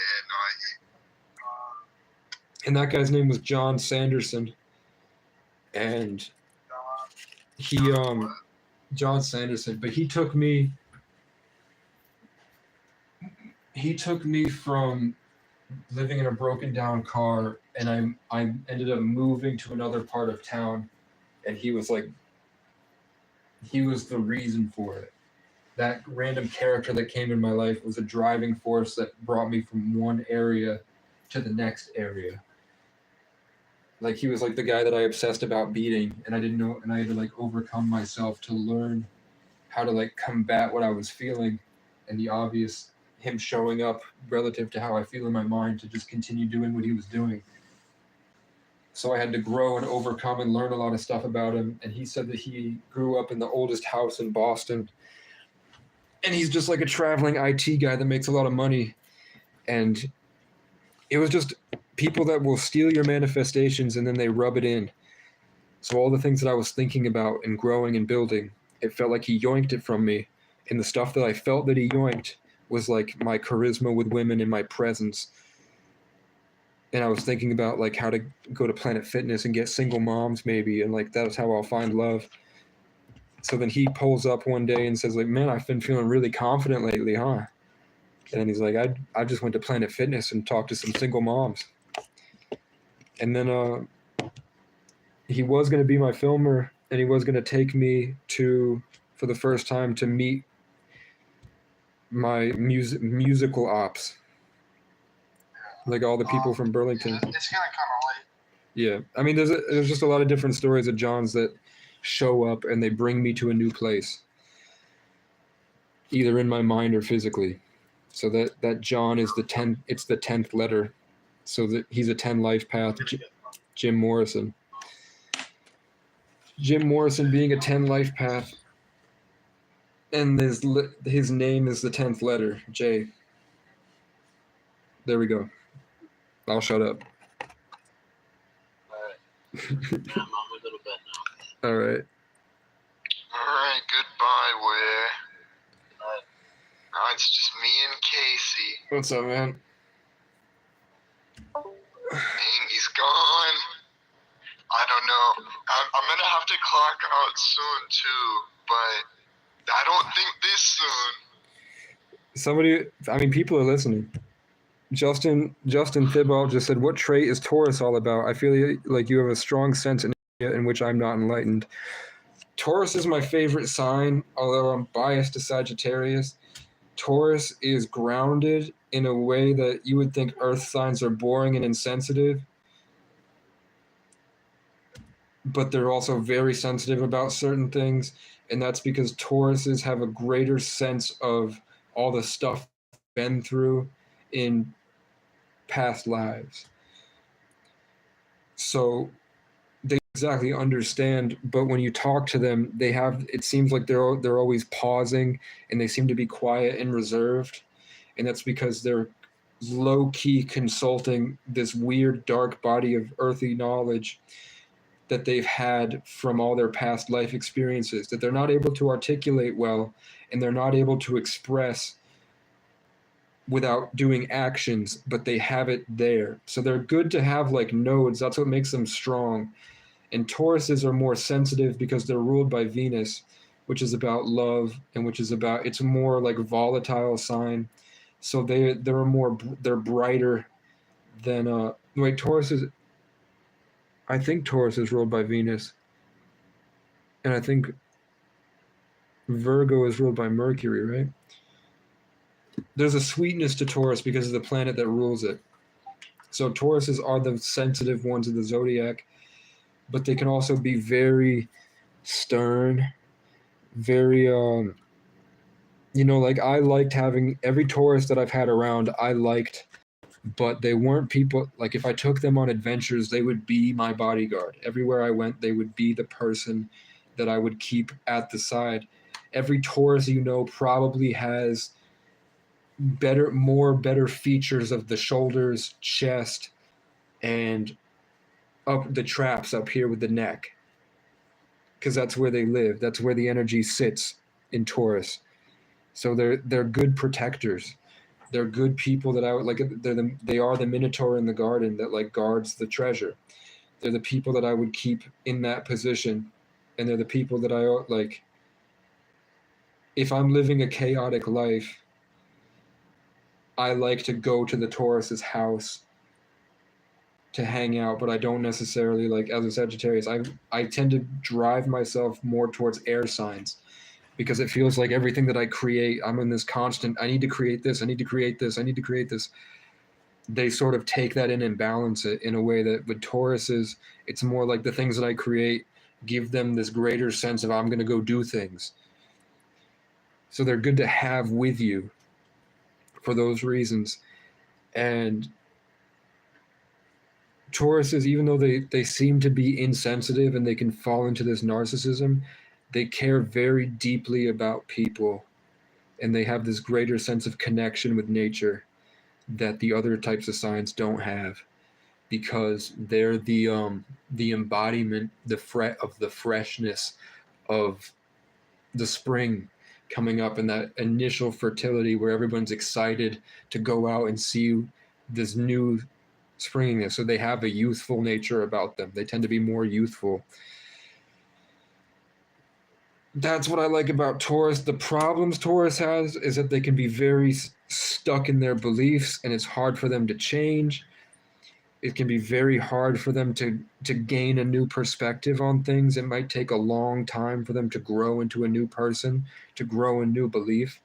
So when you hang out with them, you would be if you were an empath, you're usually overwhelmed by their freshness, but it's hard to get through to them.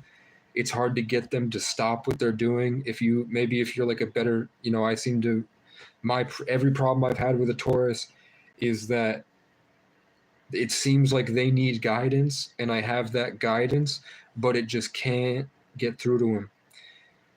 So you just have to keep them along for the ride. As much as I'm like, you should put a bench press in your house or out in the woods, and you should go there and use your bench press every single day, and you will be buff and happy and things will work. He'll be like, no, that's too far away.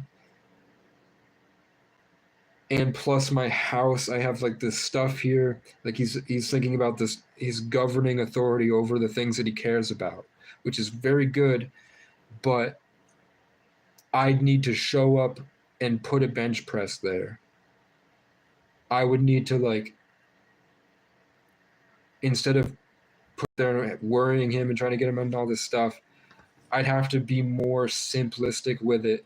Like, I'm going to buy, like, for Christmas, I'm going to get you a pull-up bar and we'll put it in your house, and that will let him do something very simple that's very close to him that would help him get that growth over consistency that will be what he falls in love with. Whereas with a Sagittarius, like my Sagittarius friends, all I have to do is say, like, we're about to do this. Like Westy's a fire sign, the other guy's a Sagittarius. They jumped in immediately. Didn't have to say anything. They were so excited. Everybody was flaring up. We're going to go fight him. And then I said, maybe they don't deserve it. That would have been a great explosion, but I just didn't know what to say. I didn't want to say, like, hey, I'm really happy you guys are standing up for what's wrong, but I don't like what you guys are doing. Then I would say,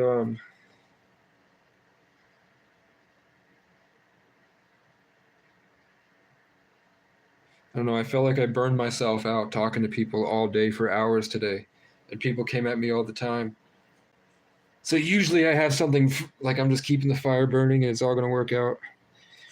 Hold on. So Justin Sebald said he got chills, and I just described his entire demeanor, and he said I'm very knowledgeable. Thanks, man. I just pay attention, and Yeah, I I don't. think Justin was happy about what you had to say. All right, cool. Viewer interaction. There we go. I want to get on Facebook and say, hey, you guys all suck. I know you guys want to make a change, and this was you guys did probably the worst way to do it, and it took a lot of re-guiding the ship, but now I'm here. But that I'm here, I wish that I could hit a button like the Joker and make a hospital blow up. That's what I wanted. I wanted somehow, with all of you guys here in my Discord,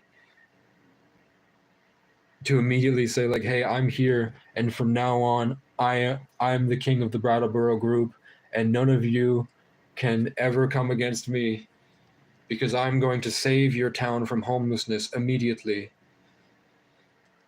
Casey, you know that post that you said I should delete? Yeah. That's pretty much what I had typed out.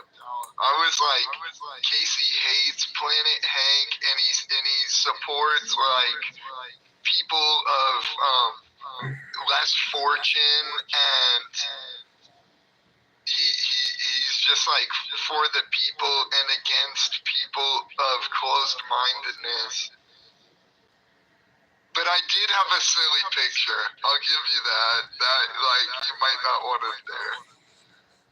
Yeah, I don't hate the thing. If I say that I'm a Planet Hank hater, I fall under a category of dick riders, because they're thinking that why don't you just ignore? Yeah, Why don't you just I had ignore? 'em? worded it a little bit differently. I was like, yeah, I don't know. I said, I would say- I would say Casey is disappointed. Hello, I am an ambassador for the King of the North, Casey O'Brien, and I declare, and I, on behalf of him, I don't know, how would an I am a delegate of the King of the North, Casey O'Brien, but I'm already in the group. So it'd have to be yeah, I can type this out It'd in have the future. It'd have to be a new group where you go in and say, it'd be like in the scene where the king's riding into the kingdom, and they don't know who he is yet, so he sends the ambassador to say like, hello, I am of the kingdom of creative champions. We have been riding through. No, so you're sending me so you don't get poked instead. No, you warn them. You warn them, and you tell them of my good deeds, and you tell them of what I know. I'll go tell them we need to carve Casey's name in stone. He's We coming. need a statue, a golden statue. Say the king in the north is arriving, and he'll be here post haste. We are just over the hillside waiting. You almost know of his good deeds. These are all the homeless people that he's helped. These are all the things he's done for the community. This is what he believes. This is what he's doing. And he's about to join your group to advocate for your homelessness and identify the faults in your community. And you will treat him with respect, and you will listen to everything he says, and you will commit to making a positive change, or else you will be weeded out and thrown with the rest of the ashes, and we will rip through your community and expose everyone in it for what they're doing. We are tired of what you have let happen idly by. The rich people are eating the economy. Your police officers are notorious throughout the state for being abusive, utilizing loopholes, in many cases sexually abusive to members of the unhoused community and people who don't have the ability to articulate or stand up for themselves. You have corrupt judges that have gone on too long, letting go people that obviously deserve harsher punishments, like pedophiles, like Officer Todd Chisholm. And there's another one that is coming up now that people are very mad about, someone that raped a 5-year-old that got a very light sentence. The same judge, but at the same time, these biased judges torture psychologically people that they don't like Casey O'Brien, for doing very simple things like getting bumped into it in the hallway and having people lie about his character, weaponizing the police to be abusive in order to gaslight and gang stalk him for years, trying to just be a detriment and impede his progress. So we have bully biased judges that let pedophiles go, but make sure that other people that may be of better energy or moral integrity, they stop at nothing to continuously attack and hurt him. The police system's fucked. The healthcare system's fucked. The mental health system is full of bullies. The staff members are crazy. There's a lot of sexual things going on with the homeless people, and there's a lot of deaths that have occurred by their negligence in homeless shelters, where they like let the people they don't like overdose and die, and they save the people they like. That's happening. And all you guys have done is talk shit on the internet. So we're done and we're tired. And we're going to start creating events, and we're going to start going places and talking to these people that you talk shit about. We're going to go to their house and talk to them. We're going to go to the homeless shelter and talk to them. And we're going to say we're going to bring you who talk shit on the internet. And I'm going to make a series of phone calls to people that need to implement change, because I see a world where every house is a solar panel, and there are deer on every street that feel comfortable enough to walk up to us, and everybody's just having a good time. And when you're mad, you go fight. You put on the boxing gloves and fight. You don't stalk somebody outside their house and threaten to shoot them with an AR. You don't hide behind a gun like a bitch. You handle it like real people do. Because we're all family. And your sense of community has been distorted, where none of you really care about anything but yourselves. And while people are suffering next door, you're on the internet bitching about people suffering next door. And you're making it more about yourself and your own personal beliefs, playing social games.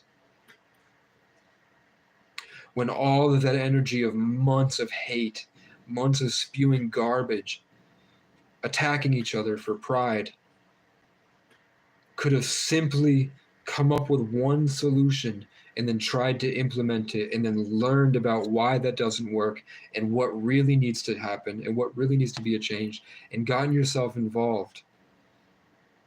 You made the real progress movement to destroy people. So it's obvious that I'm the one that needs to initiate this. I'm the one that needs to pioneer this real progress, because you've just shown us how you can do things with the right meaning. You made something that was beautiful, that I created.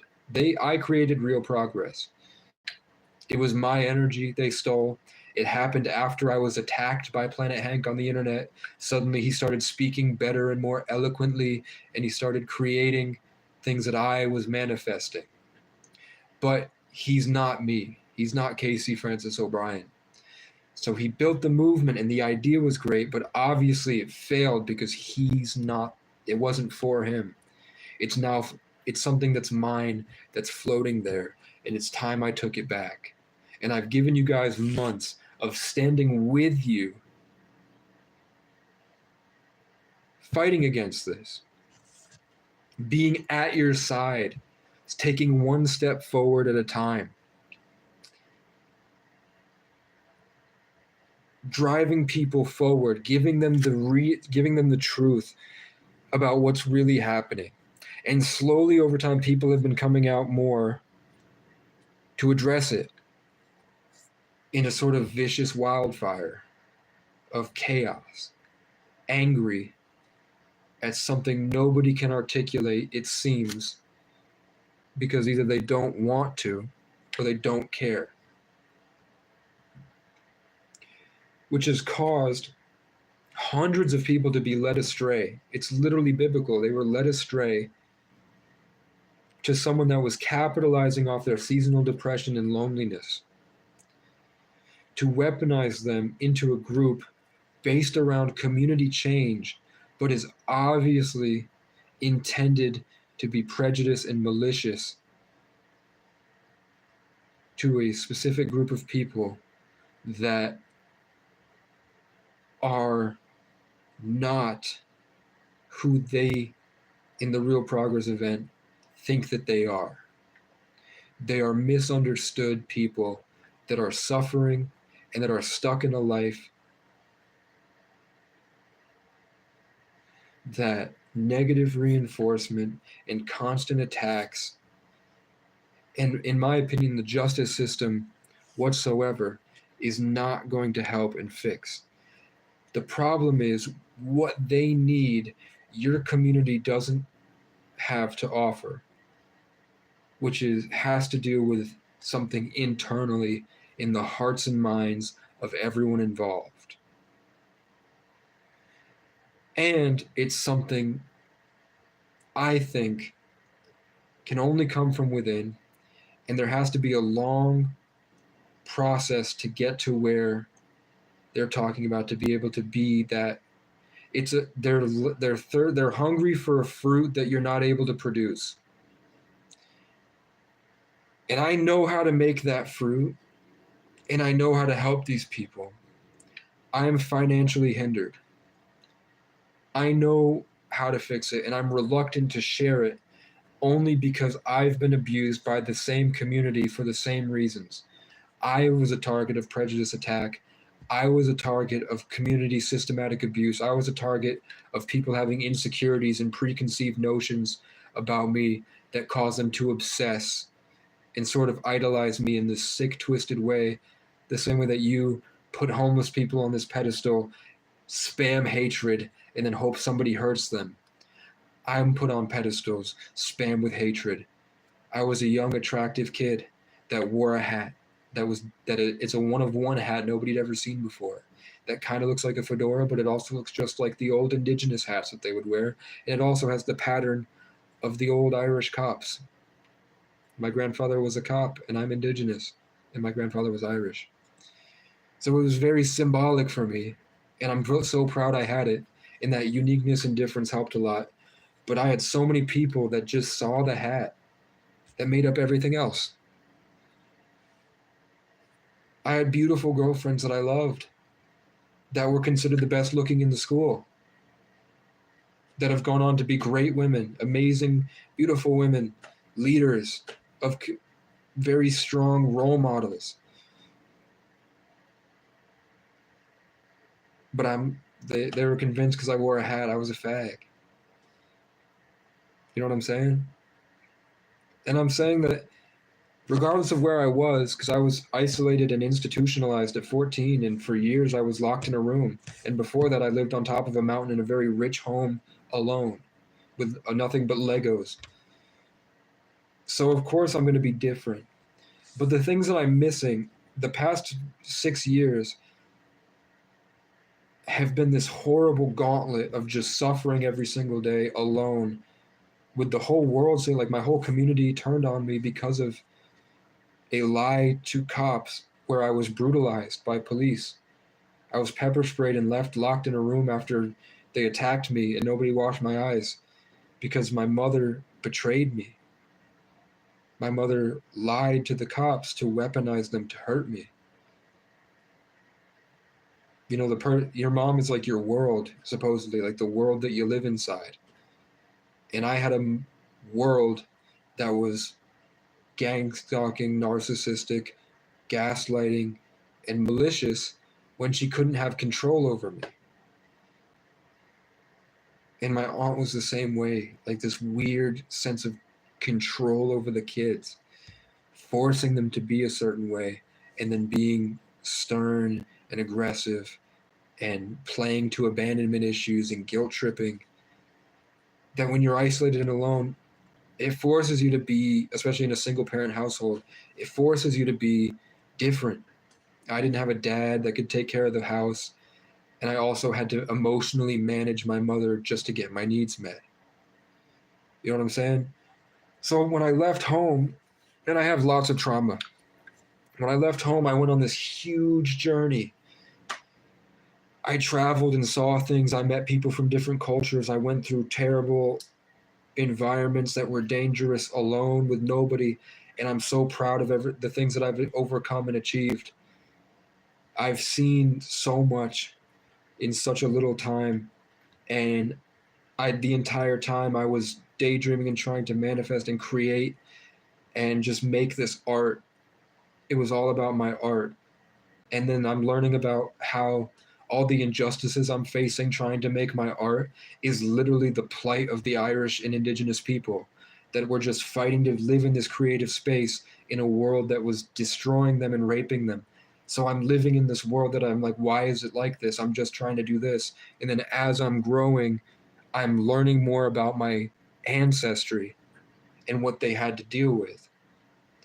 And that this world, seemingly we found patterns in the numbers with like people's names and what their names mean relative to their astrology, sun, moon, Venus rising, north node, ascendant, all the different houses 1 to 12, and what the attributes of what they feel that means. And there's an obvious pattern I've seen in every person that I've met,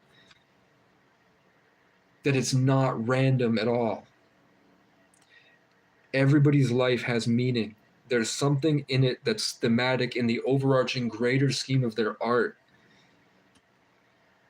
When you look at their birthday, their astrology, their numerology, the meaning of their names, their family members, the things that they create naturally, the way that their life has gone, the direction it takes, the names of all their friends and the things that their friends like to create, their ancestry and genetic heritage, the names of their school, like the events that have happened in their life.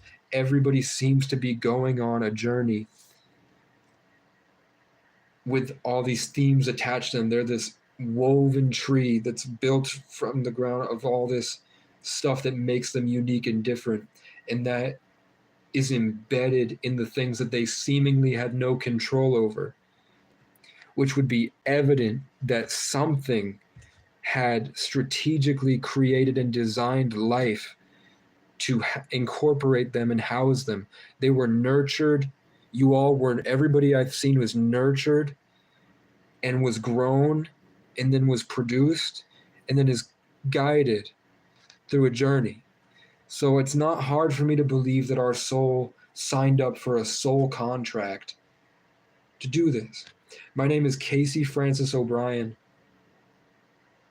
Casey stems from the acacia tree in Africa, and then moved from Africa through Egypt, through Atlantis times, Tartaria, the pyramids, then moved up into the Caucasus Mountains, and through the Moore family, it moved up into Ireland and up into Rome, and probably across the world to the pyramids that is Monument Valley and the Grand Canyon and Tartaria and the Mudflood and all that stuff in America. It was probably moved through the Moors and then moved through the world. Casey had already spread out, but in the remaining cultures that didn't take on this evil Christian Rothschild's indoctrination that destroyed cultures that we don't even know about through Catholicism, Casey survived through the Celts, who held on through Rome and the Catholics, and they held on, and for 1,000 years they just stayed alive, kept their culture alive, moved into France to escape Rome, then moved up into England and moved into Ireland where they settled. And Casey survived, and it made it. And then it made it through the Viking invasion, and it made it through the English colonization, and it made it over to America. It survived since before recorded history. And now it means always aware, everlasting, always paying attention. And it means that brave perseverance to not give up. And my mom was just sitting in a hospital waiting room, and she opened a book like derp. And then something came down into her mind and said, pick Casey. The same way that in my favorite picture of myself as a child, is looking like this, pointing. I was like, pick Casey. And she picked Casey. I was supposed to be named Frank. My middle name is Francis because of my great-grandfather who immigrated from Ireland, who trained dogs and messenger pigeons and was so good at what he did that people from across the country would drive in the first ever cars to come pick him up and drive him to these events where he could judge dogs. I think that means he might be an occult elitist Freemason. I don't know. But when I look at my life and I look at my bloodlines, I was born on the... We'll get to it. For whatever reason, Francis just means freedom. It means free. Brave perseverance, freedom. And then exalted means placed away from the group, placed away from the townspeople, placed away from the kids at the lunch table, placed away from the town, it's in its own world, in its own little bubble, with a sense of authority over everything around it. So Ed Sheeran's song Castle on the Hill, that castle on the hill that manages the town but it's not a part of it, is O'Brien. Brian means hill. Bree means hill. O'Brien means descendant of Brian Boru, the Irish giant whose parents were murdered by Vikings when he was 14, and he had to leave a noble house where he was rich. And he spent his entire life from 14 to 73. He spent homeless and traveling in Ireland, locked on that island. He spent all those years, his entire life, trying to convince everybody on that island to get together and get the Vikings out. And nobody would do it. People tried, and then they would either fail or they would quit because who wants to go to... These are peaceful monks in Ireland that lived on an island. They had no opposition other than each other bickering. And then they have this force of these goblin little gremlin freaks that are short attacking at night, stealing women and raping them to produce tall babies to save their genetics, like an alien invasion. Some of them didn't want to do it. They're like, I'll just wait and I will bring food for him. People turned him away. People laughed in his face when he came to their castles, and he'd go right back out and go back to fighting, getting people together to fight something he knew was wrong, that was not going to stop and was only going to get worse, and nobody else was doing what he's doing. And then eventually it took him his entire life, and then he died in battle against the Vikings in the final battle that destroyed the Viking dominion over Ireland, because after long enough people believed him, and the kids of the people that would laugh in his face became his soldiers. The grandchildren of the people that laughed in his face and let his family die were his soldiers that he brought to victory. And he died on a horse in battle fighting them. And if you took his statue and you put it right next to my father, they're completely identical. Exactly the same person. And my father he's the best ski instructor in the state. I'm going to say it forever. I don't care if it's true or not. My dad is one of my, people. He's a hated guy. People don't really like talking about him. I see something in my father that I don't think people even have the ability to see, because they don't know him and they don't have his blood and they don't have his genetics. That I can see the greatness that the world was afraid of, always ready to blow up out of my dad's heart. I saw what he was capable of. I saw his intelligence, the suffering that he endured, the competence that he had. There was a strength in character that I've seen unmatched in everyone that I've met in my journey through life. And I'm so glad that I was able to pick up on that as a child, because now I'll always have a constant reference experience about how I can be living better on this earth, which is just the ability to sit here and make a joke of things. like the Irish slaves that would sit there and make a joke of things when the English would try to force them into slavery. And they would crack jokes, and that's where the term cracker came from. So whether I'm a direct descendant of Brian Boru or not, it's in my life.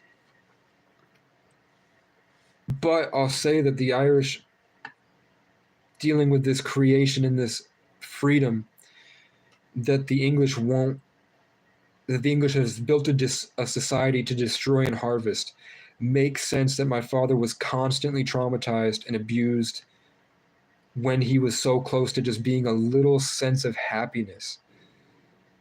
Like the first time I had a sleepover with my father and my friend, he was brutalized by the police where a cop sped by us, lied about his blinker being off, ripped him out of the car.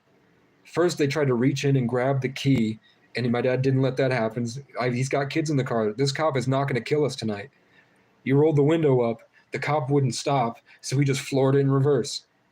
The cop was like a cartoon character. His legs were in the wind. But it was obvious that was staged, and the cop was already planning. He didn't reach in the car for our safety. There was no reason to. The police department was there on this back road on top of a mountain. They came up the mountain while my dad was pulled over, and there was already 5 or 6 cops. And they ripped my dad out of the car, and they did horrible things to him, and he gets drunk, and he calls me, and he relives the entire thing. He really thinks that they are standing there over him drunk, making him say the things they made him say to me 20 years ago. And telling me to run. He's just trying to get me away from the cops. Calling me drunk at a motel. And I gave him my cat, and my dad once, I went to see my dad, and he was at a motel program, and he was drunk, and my cat, Mark, who I raised like a son, I'm going to raise this cat completely conscious. He's going to be my son. I'm going to talk to him like a person. He's going to talk to me like a person. We're going to have respect and a lot of love. My girlfriend's going to come over, and he's going to be with us. He's going to be in bed watching TV with us. I'm going to take him on road trips. I brought him to my friends' houses. He got high with us. We didn't put the joint in his mouth, but we were smoking in a garage. So I think he kind of picked up on the energy. So Mark would come to my door, knock on the door, and he would bring me to the food, and he would tell me, I need food. Please put the food in my bin. And I would say, like, I don't have food. I'm sorry. And he was like, then he would look at the cupboard where I have cereal, because he knows I eat cereal. So when he knew I didn't have the food for him today because I'm broke, he would look at the cereal and he would ask me to take the cereal down and feed him that instead. And then he would nudge my leg like, I know you're trying. It's okay. And then he would buckle down and he would eat the crunchy cereal, and he'd hate every minute of it, but he knew he needed food. He was hungry. So I'd go out and steal. I started stealing. That's why I started stealing food. People call me a thief in Brattleboro because I was stealing food from the stores. I stole shit to feed my cat. But that cat, because of what I taught him, now that when my dad was drunk, my cat would lead him around the back of the building. My cat would manage my father and help him. So I watched my cat bring my dad behind the building, and I went there with him, and then one big cat came out, and my dad's like, that's the queen. And then 40 cats around us. And my dad is a Leo with all these cats. And then a cat that didn't like anybody at all. One night he jumped in my dad's window, and then he's my dad's cat. And everyone hated that cat, or that cat hated everyone. As soon as I came in, the cat jumped right next to me and laid with me, which has never happened before in Pickle's life. So I have this cat out here that needs a home. I'd love to give it to my dad. I want nothing more than to keep this cat long enough to give it to my dad. I want my dad to meet his grandchildren, but I have to have them, and that's going to cost money. The point is, my mom is indigenous. Horrible things have happened to my mom. That's the same thing for the indigenous people. It's like my parents are like the embodiment of everything that those two Irish indigenous cultures went through. The problem is that my mom also has this strand of English and Viking. And for some reason, that's always attacking me. The English and the Viking side of my mother is always attacking me. Colonialism, trying to assert control and reputation, this viciousness to slander me on the internet. She has it. So I can see that these woven in their genetics, this overarching narrative is playing into their behavior to put my life through what generations and generations and generations of our ancestors went through. So when you find out that I'm an 11, I'm born on the 11th, which is the most powerful emotional number in numerology, is to be born on the 11th. And then the most powerful life path number is 33.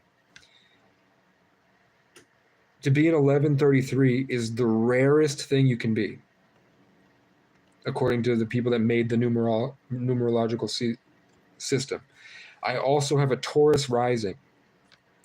That's the oldest, that makes me, according to these ancient systems of energy that they really believed for thousands and thousands of years, I'm technically have the oldest name in history. I'm the oldest soul possible, and I have the attributes in astrology that embody somebody who has had the most life experience relative to violence and war. To get a Taurus rising, they say you have to have been proficient and have won wars in your lifetime. To have your Jupiter in Aries in the 12th house, it means that your life was probably some type of bear, some type of vicious, angry animal that had to survive this horrific gauntlet of life.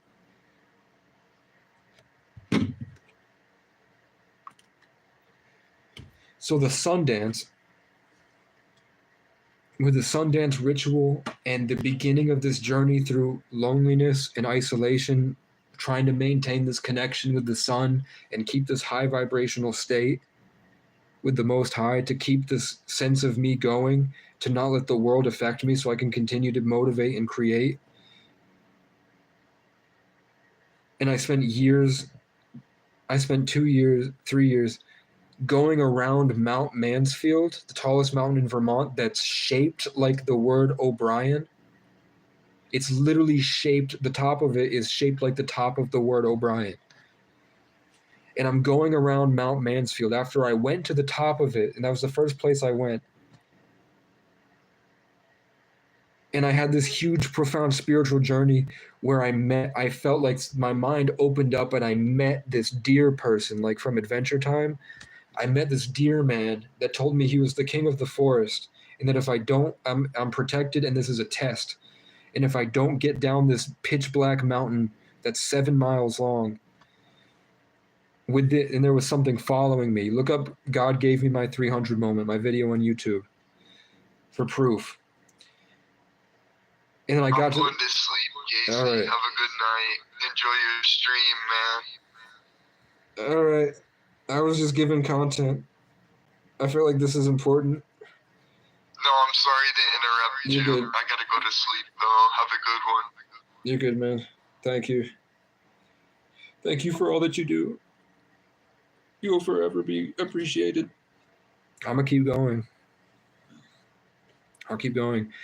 So that deer man, if you look it up, is the literal Irish god of the wild, Cernunnos, and I had no idea. I had no idea at all.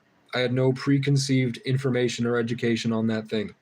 I met that thing, and then I'd have things where I'm in a different town, I need a jump start, I'm out in the woods, I come back to my car, there's a giant dude standing there. He says, I woke up in Island Pond, 40 miles away, but he has an accent, so he says, I grew up in Ireland Pond. And I woke up this morning and God told me to come here. So I did. And when I got here, I knew I needed to ask you if you needed a jump start. because the Irish god of the day told me to. So speaking of it, I had just got done shitting out. The first time I ever saw a moose in my life was that day. And I was in Newport, Vermont, and I walked out into the woods to take a shit, and then I look up and there's a giant moose there. I walk away from the moose, I come back, and then there's the guy there. And he buys me jumper cables and he jump starts my car and I get out of there. Because people took a power saw and sawed my car while I was asleep in it. Just because I was sleeping there and I must be a crackhead. So we have the Irish gods. I've met. I mean, we could talk about my parents more. My mom's name is Victoria Marshall. Marshall isn't her maiden name. So it's not in her blood. But she has this obsession with trying to be this sort of overarching governor of the family, of me. So where she's pretending to be a marshal, she's also pretending to be a marshal in my life. And then that Victoria, and she's an Aquarius, but she's an Aquarius Cancer. So what she tends to do is just cry and cry and cry like a Cancer, taking in the narrative energy and then using it to beat people by pretending to be a marshal when really she's a troll. And she knows she's a troll.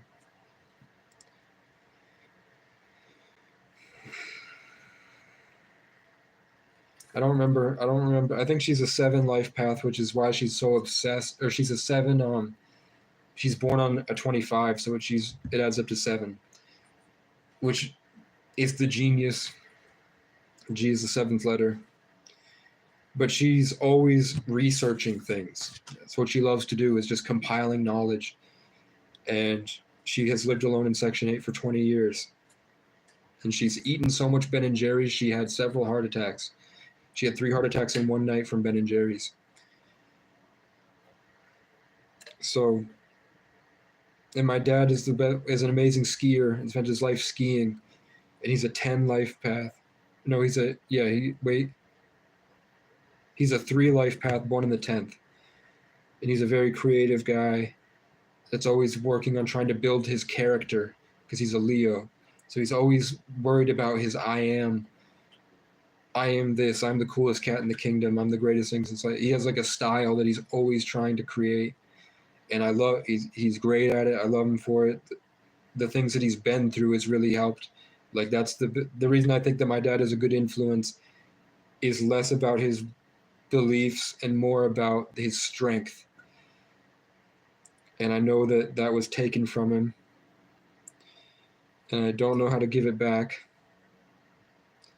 I didn't take it from him. That was never my intention. I never wanted him to feel weak. I wanted him to go through what he put me through as a child. One time he grabbed me by the leg and dragged me out of the house and tried to fling me out the door and tried to break all my shit and came at me with a hammer and screamed in my face, and I was on acid. And I thought that I killed him that night because he had a heart attack after I picked him up, 280-pound Irishman, the legend, and threw him over my shoulder and broke his hip on a bed frame because he wouldn't stop. And then I walked a mile down the road in sub-zero without gloves or a coat, in pajamas and a t-shirt and no boots, no shoes, just socks. And I walked a mile with my dad trying to hit me with the car. And then he had a heart attack. And then I went into DCF custody. And my life has not stopped since. It's been just a gauntlet of trauma every day, suffering every day for my whole life since. Over 10 years now. And I've seen so much. And look at all the small things I've described. You wouldn't believe what I've been through. Literally, I just told you I met an Irish god in the woods on a mountain. And then writing an album, Sundance, where it's supposedly you have this pillar that you drive around trying to keep a connection with the sun. I was riding my car and walking around this giant mountain in all the different towns for the past few years trying to keep this connection with the sun going until I have it permanently embedded in my system. literally doing the Sundance ritual at this massive global scale, like a 33 Life Path, born on the 11th. Instead of being in a teepee, I was going around a mountain.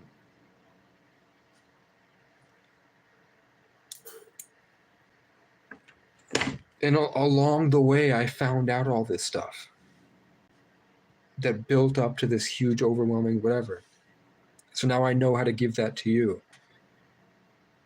I know how to make you cry and realize that you're God and you're a part of God and that God loves you and you've never been alone. Every minute of every day, you're not alone and you have things that love you more than you can comprehend.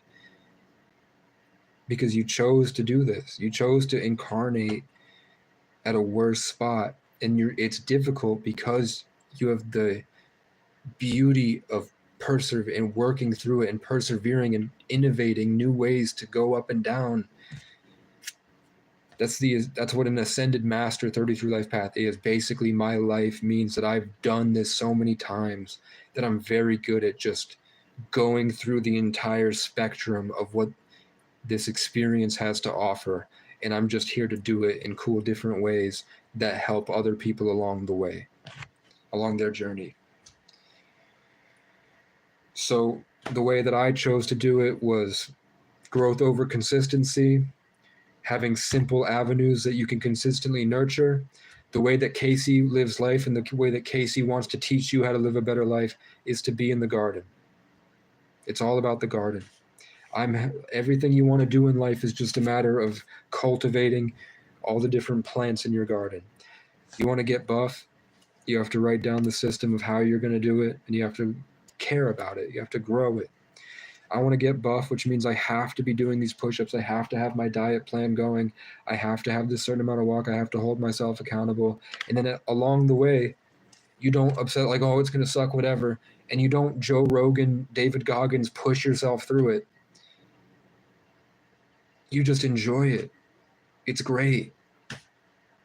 It's a gift. It's not something that you hate to do, even if it's hard.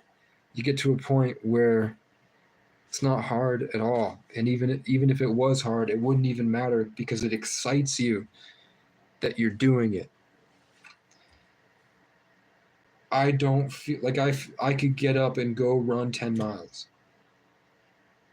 and it would never be an issue.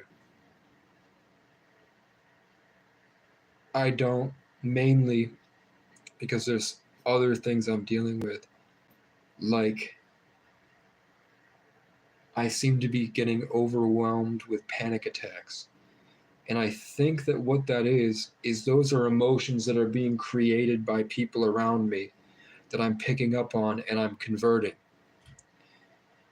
I think that I've been in here taking in things and churning it back out in a better way to help these people that are in addiction and in homelessness and have suffered so much more than you can understand,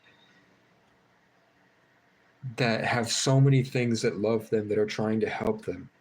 I think that there needs to be people like me, who this constant giant delusional optimist, to continue churning out the things that was keeping them trapped. But I've done so much more. But this giant tree that's growing, in all the relationships and the people that I've met, who coincidentally all have the same names, and their names follow the same theme of the story that I'm creating in the present moment. Like in the year of the water cat, and I'm a fire cat, I met tons of Todds. In the year of the dragon, I met tons of people that were born in the year of the dragon. Now that we're in the year of the snake, all the snakes from my past seem to be coming back to me.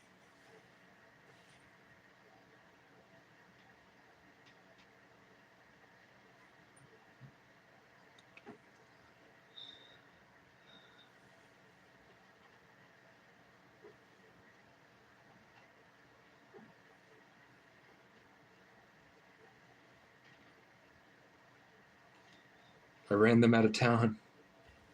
I ran my enemies out of town today on a public Facebook group. I'm a Taurus rising.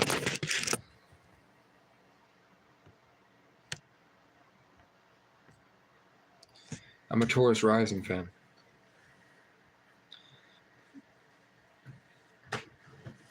Justin, are you still here?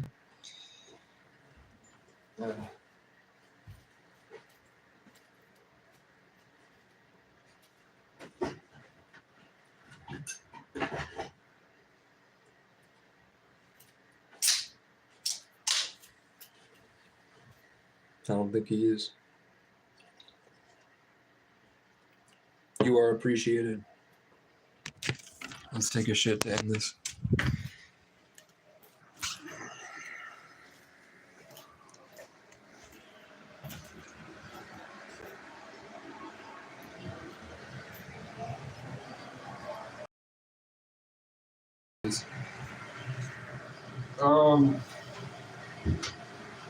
Usually when new people join the fold, I ask them like, where are you from? How old are you? Like, where are you at? And like something they've been struggling with, like something that they seem that they don't really seem to have control over, that they need people's help addressing. What am I saying? Yeah. They have issues that they're having trouble facing in their life that seem to keep them stuck. That's what I ask when I when people come on here, because I usually have the answer that they need, and then sort of like over time as I go, all of them seem to be changing for the better. So I seem to be helping people with like self-image issues, diet, hygiene, routine, self-care, social issues, like social problems, finances.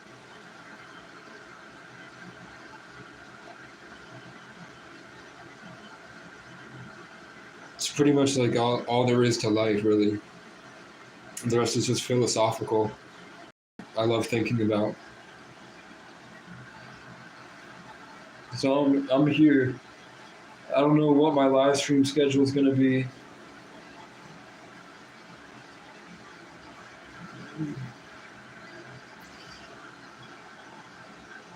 I wish that I could have just had them come into every comment section that I was in. I mean, like, I agree, and these people suck.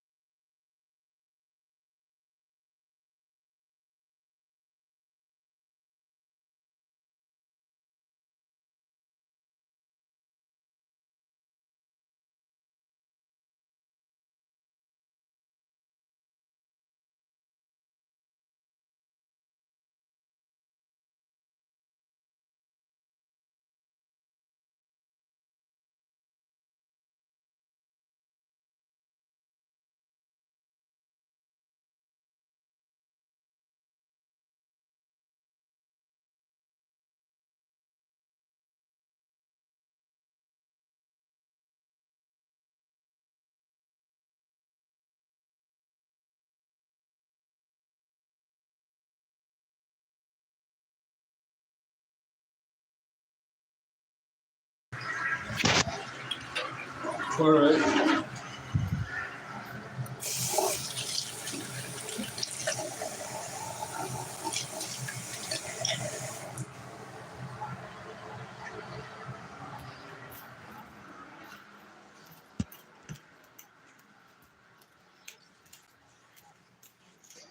Life don't stop.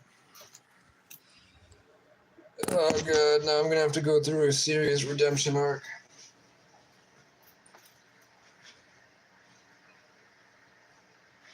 Look at this blanket of snow out there. I wish I had cigarettes. I'm broke. I can afford cigarettes. No, I can't. Because then I only have $60 and I'm trying to get a pull-up and dip bar so that I can put it here. Because if I'm going to be in this motel program for a while, I want to figure it out.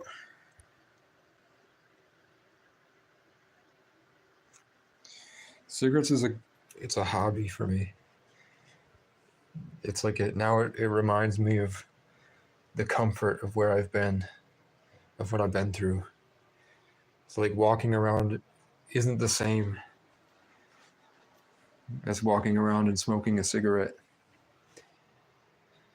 But I know that it destroys your blood vessels, which as you get older, it makes everything harder to do, including sexually.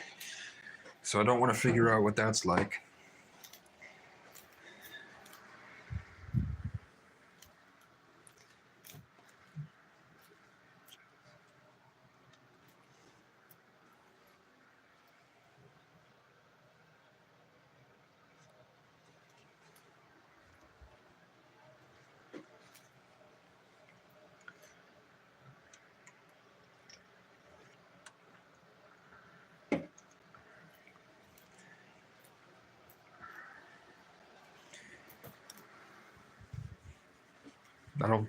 I'm not doing enough. I'm not doing enough, but I don't want to go into the Matrix apocalypse. I want to go to a gym, but I'm tired. I don't want to fight them anymore. I don't want to get sucked into their world. It's insecure power games they're going to be playing with my bandwidth and presence. Everywhere I go, when I go in there, my natural vibe of royal authority and my genetics is going to make everyone upset, and they're going to try to beat me down like a dog. By coming near me, coughing, and trying to rope the energy and presence away, by taking advantage of my psychological trauma. The way that they seem to be doing everywhere that I go, that I point out. Thanks, Heather. Who the fuck enters my cave? No Diddy. Somebody either joined or left the group.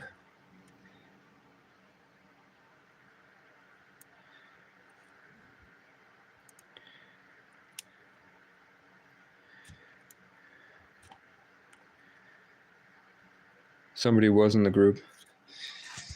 Then they left.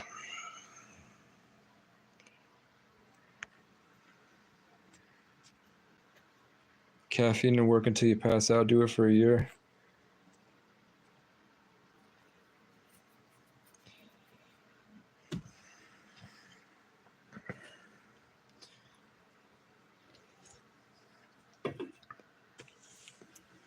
One of my close friends, probably one of my closest friends in my life is Nate, or was Nate. I don't know. And his cousin's last name is Thibault. And my favorite job I ever worked at, my manager's last name was Thibault.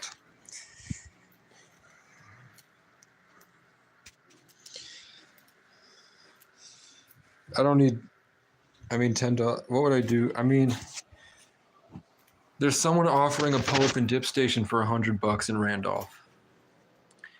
There are plenty of people that are offering guitars for between $100 and $200 and $250 plus shipping, which could be like $300.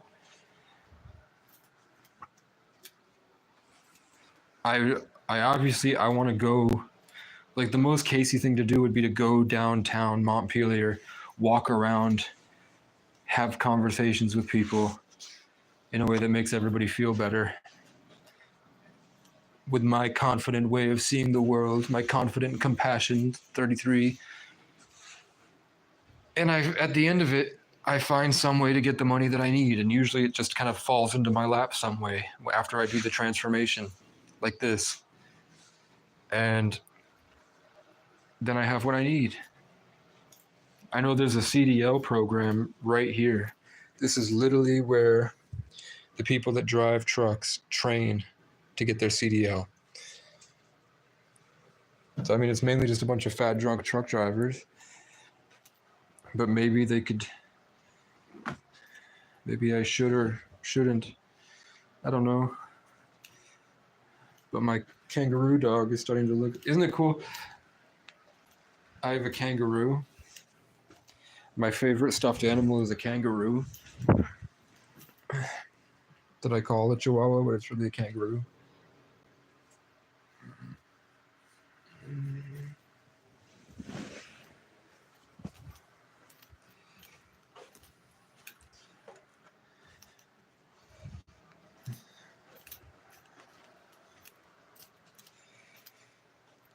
It's 3 a.m. I kept Westy up, man. I want everyone to win.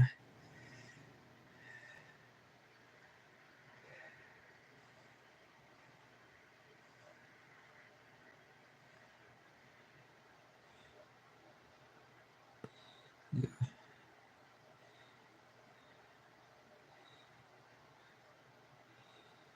How's your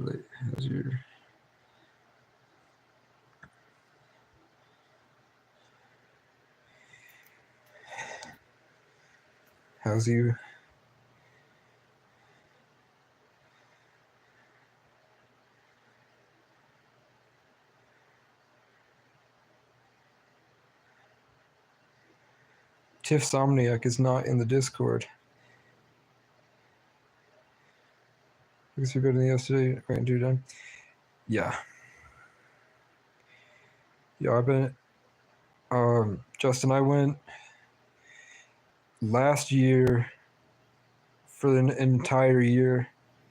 I spent on foot and on a bike, and I just backpacked between small towns in Vermont, and I dealt with the people there.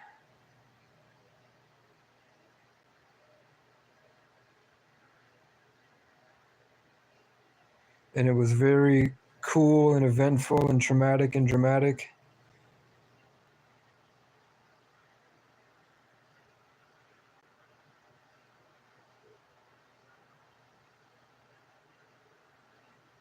What's that?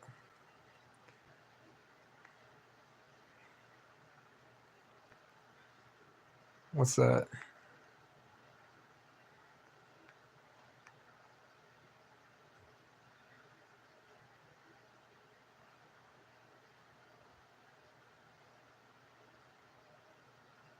Yeah. No, I became a victim of police brutality for the second time this year. We had cops that would get so mad at me getting false subscribers on the internet that they would pull up and blast the sirens when I would go live and go boop, boop, boop, boop, boop, boop, boop, boop. Maybe they were trying to help me or fuck me. I don't know. But we then found out that the sergeant that brutalized me, he pepper sprayed my mouth, my nose, my eyes, my ear. He lied several times about why he was there. He purposefully tried to instigate reactions. And at the end of it, he did what's called torture cuffs, where they put the cut. He's admitted in his police report, he forced my arm into a painful wrist lock for no reason. I was not resisting, and he did it anyway, which is considered excessive use of force. Then he put my cuffs as tight as he could, slamming my cuffs. He searched my tent illegally. While I was pepper sprayed, I couldn't breathe. I'm screaming. I had to drown myself in my water with the water everywhere. And then they wouldn't tell me if an ambulance was coming to keep me in a state of fear that I'm going to die. And then at the very end, as I'm being led onto the ambulance, one guy is lifting me onto the ambulance. The other cop that put my arm in this weird position, torture cuffed me, locked it, had my arm in this weird chicken wing, yanks at my arm, and it really hurts. It felt like he was trying to purposefully dislocate my shoulder, even if it doesn't seem that way on the body cam because of his tone, his actions, that he knew that as long as he kept the tone up, maybe the body cam wouldn't be You know what I'm saying? He might be able to deceive people and then do things secretly, like yank at my arm and put the torture cuffs and search my tent illegally. So he ripped at me. It really hurt. I said, fuck you. And I couldn't breathe. So I'm coughing up shit the whole time saying, help me, to the people in the ambulance. Like, I can't breathe. Please help me. So then I go, fuck you. And then I spit up. So he hears me spit. He tackles me into the ambulance steps like this. And he's choking me out. He choked me. And I'm like, why? Because your feelings are hurt? Your world is over. Then he goes, no, your world is over.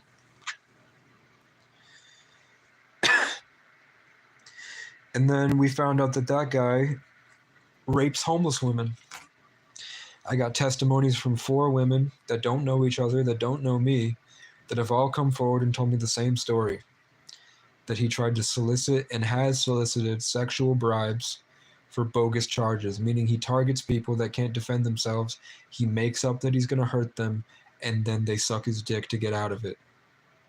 He said, I'll get you off if you get me off.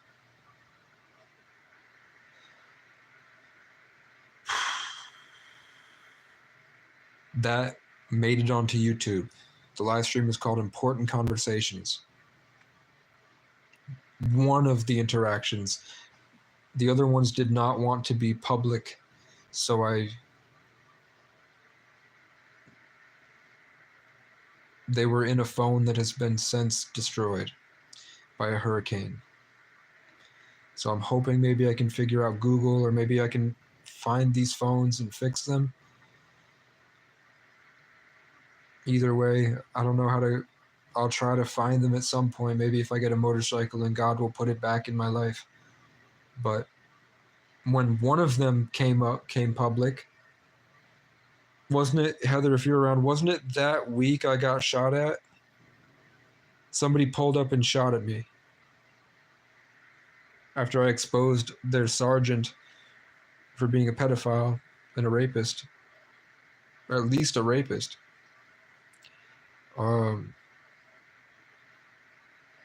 I was shot at. Yeah, it was the same week. Somebody showed up and shot at me. So he missed me by this much. It hit, so say like I'm sitting right here, the shot would have hit like the tree here. So like I'll leave the coat. That's how far away the bullet was. And then they sped off, and I think it was a truck, but I was hiding in a tent under the pallets, hiding. So I was staying on pallets.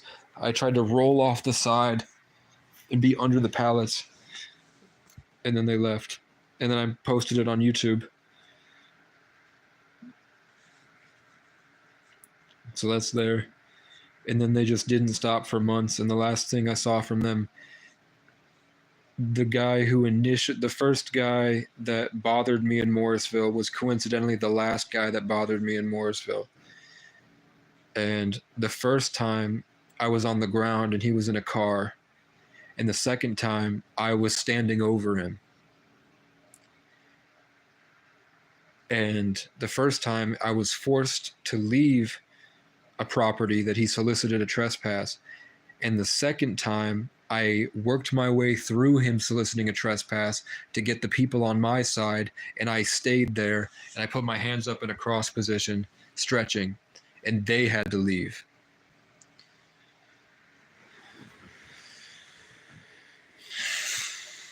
Which is growth. Because I spent months dealing with them. No. And it was literally on the Lemoyne Valley Rail Trail, right on the boundary in the olden days when the colonies were first coming. That was the literal boundary right between colonist and indigenous land. That's where it went down in Vermont. Literally, that's right where the old wars and the battles were happening between indigenous and colonialists. And I was fighting French and English people as an indigenous nomad. And then I made it to the next town, and then the select board forced the sheriff's department to pay for my motel room. And I'm like, I'm not going to turn down this motel room. I can be here for months now. I can be here for a year if I want. I can get an emotional support dog, stay here for a year, build a gym out in the forest out there, just do my CDL training because I'm not doing anything else anyway. Why not get a CDL? It's like a fallback. I'm just worried that I might be going down the wrong road, literally going down the wrong roads. But I have the opportunity to get testimonies of people here. People have met a couple characters in the live streams that are very amazing people. Lynn is a great person. She's kind of rude sometimes, but you know, she's not different life. I think she's been great, but there are sometimes, but you know, we're trapped in the matrix. You don't know. It might not be Lynn. It might be the emotions of the people in the room next to her that are being expressed through her because they're attached to her in some type of mind flayer. He's been assaulted by 3 officers because the first thought was I overpowered, I guess.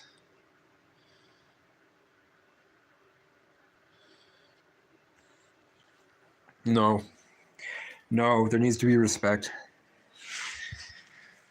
The officers don't have authority over you. They don't have authority over your life. You're a free, sovereign citizen. Even if it's not legally, you have personal sovereignty. So the problem is, and it might be God's plan, is that there's all these in American society, and it's probably worse in other countries. There's these personal gymnastics you have to do to be legally deemed a sovereign citizen. So to be born in the United States means that you don't actually have technically your personal sovereignty, in that you are in fact a product owned by the United States, a slave. As soon as before you're born. So there's things you have to do to become personally sovereign with the cops.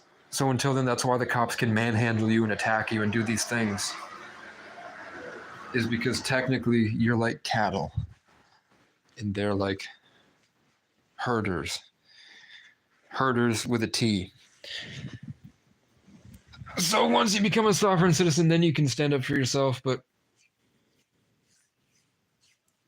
that's why you see cops that act like bullies, because they really believe that they have that power and authority over you. And when you don't comply, they get violent and angry, which I don't tolerate.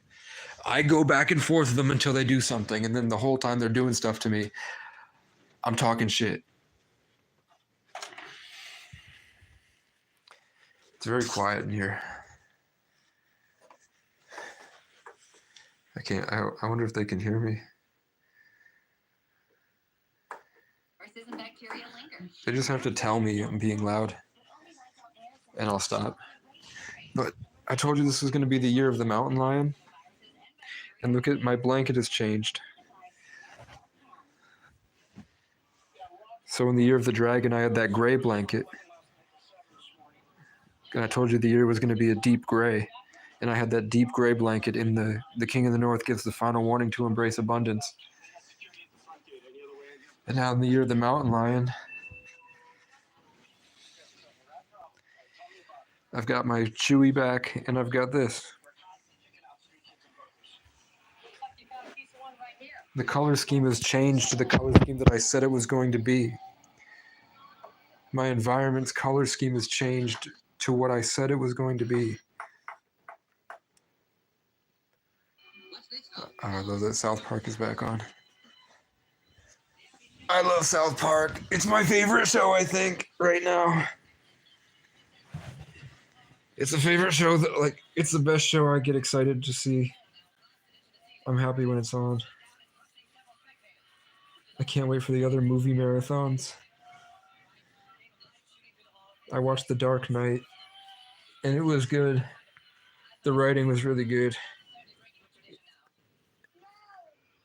Let me get my other phone.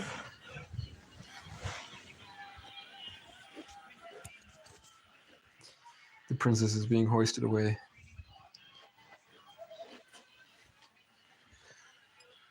There was a cockroach earlier.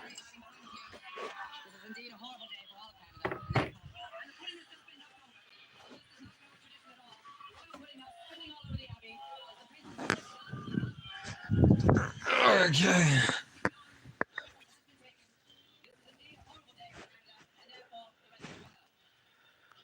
Okay.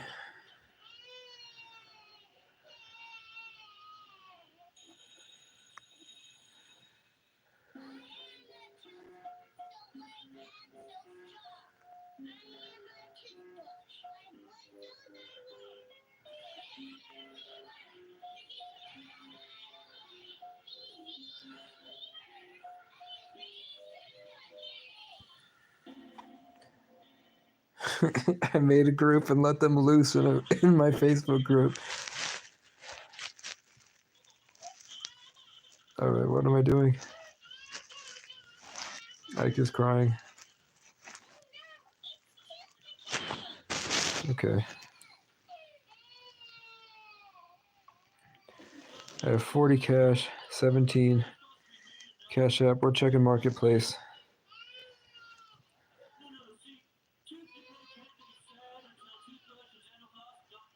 There's a 1994 truck.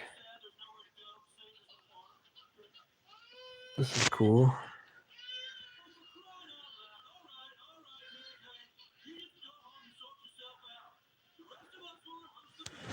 Look at this for $2,000.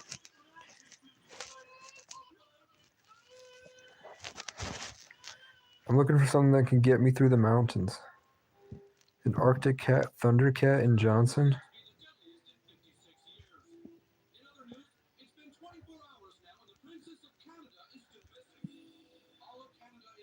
That's cool. Look at that. That's sleek.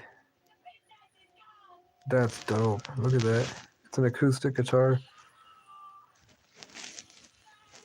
That's cool. Can't afford it. I'd want to stain my guitar like this.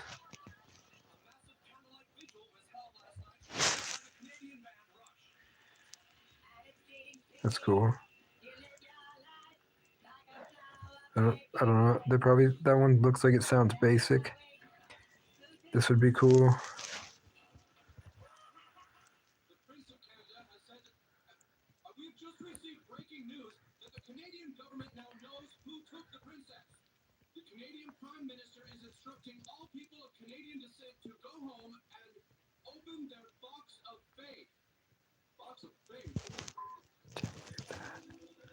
Look at that guitar.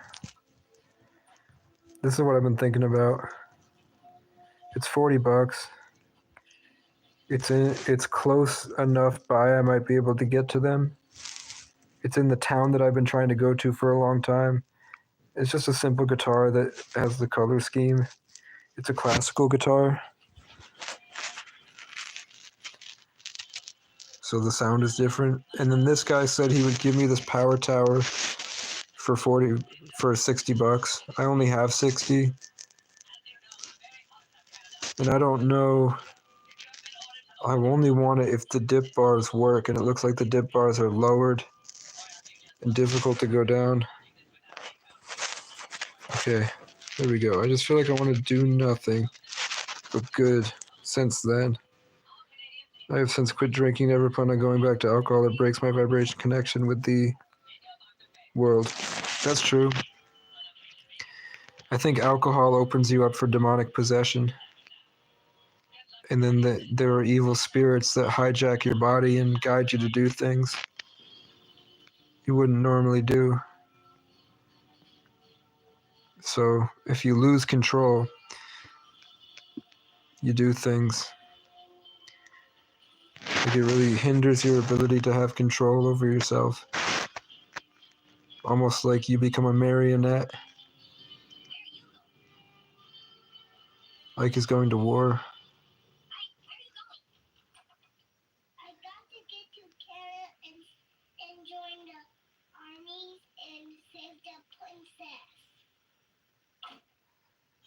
I can see why they put this episode at 3 a.m.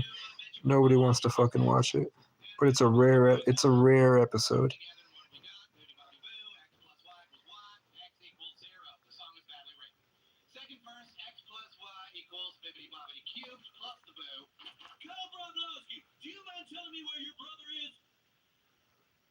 Canada. Look at this.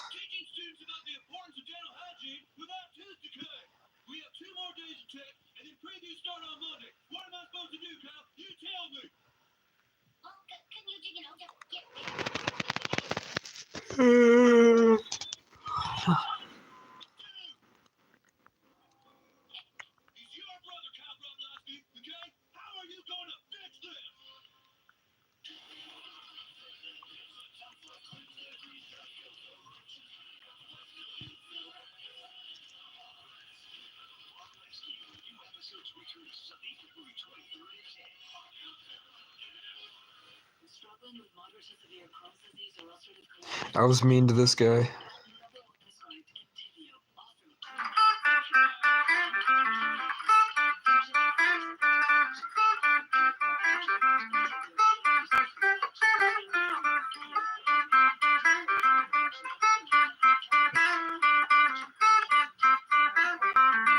I was mean to this guy.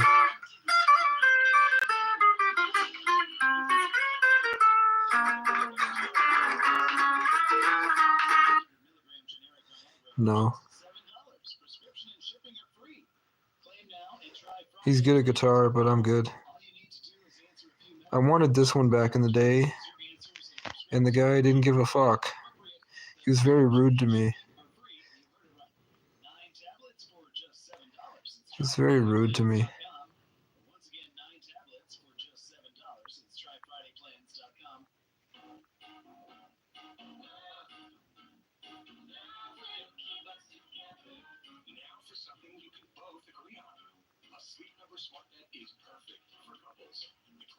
These would be cool. I just want a guitar, man. I want me guitar. I want my guitar 7 months ago. Let's see if...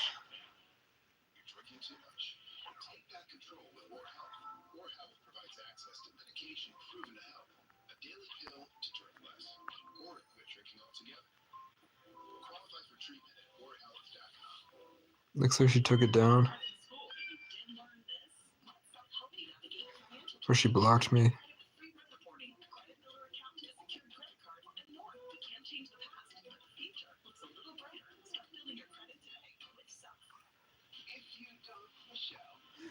I'm a retard. Free cough. He's selling a free cough.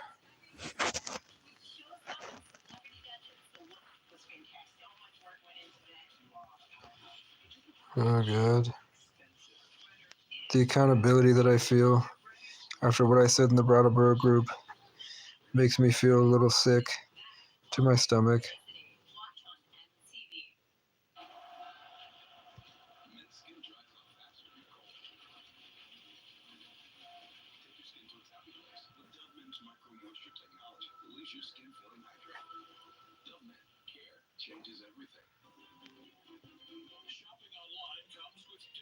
She keeps taking it off and putting it back on for cheap.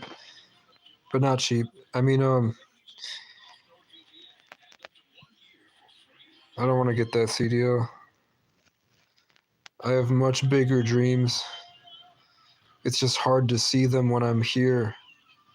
It was a lot easier to see them in the woods. And then the better I got at seeing those dreams, the more the police would attack me. To the point I literally got kidnapped and forced to go here after a huge breakthrough.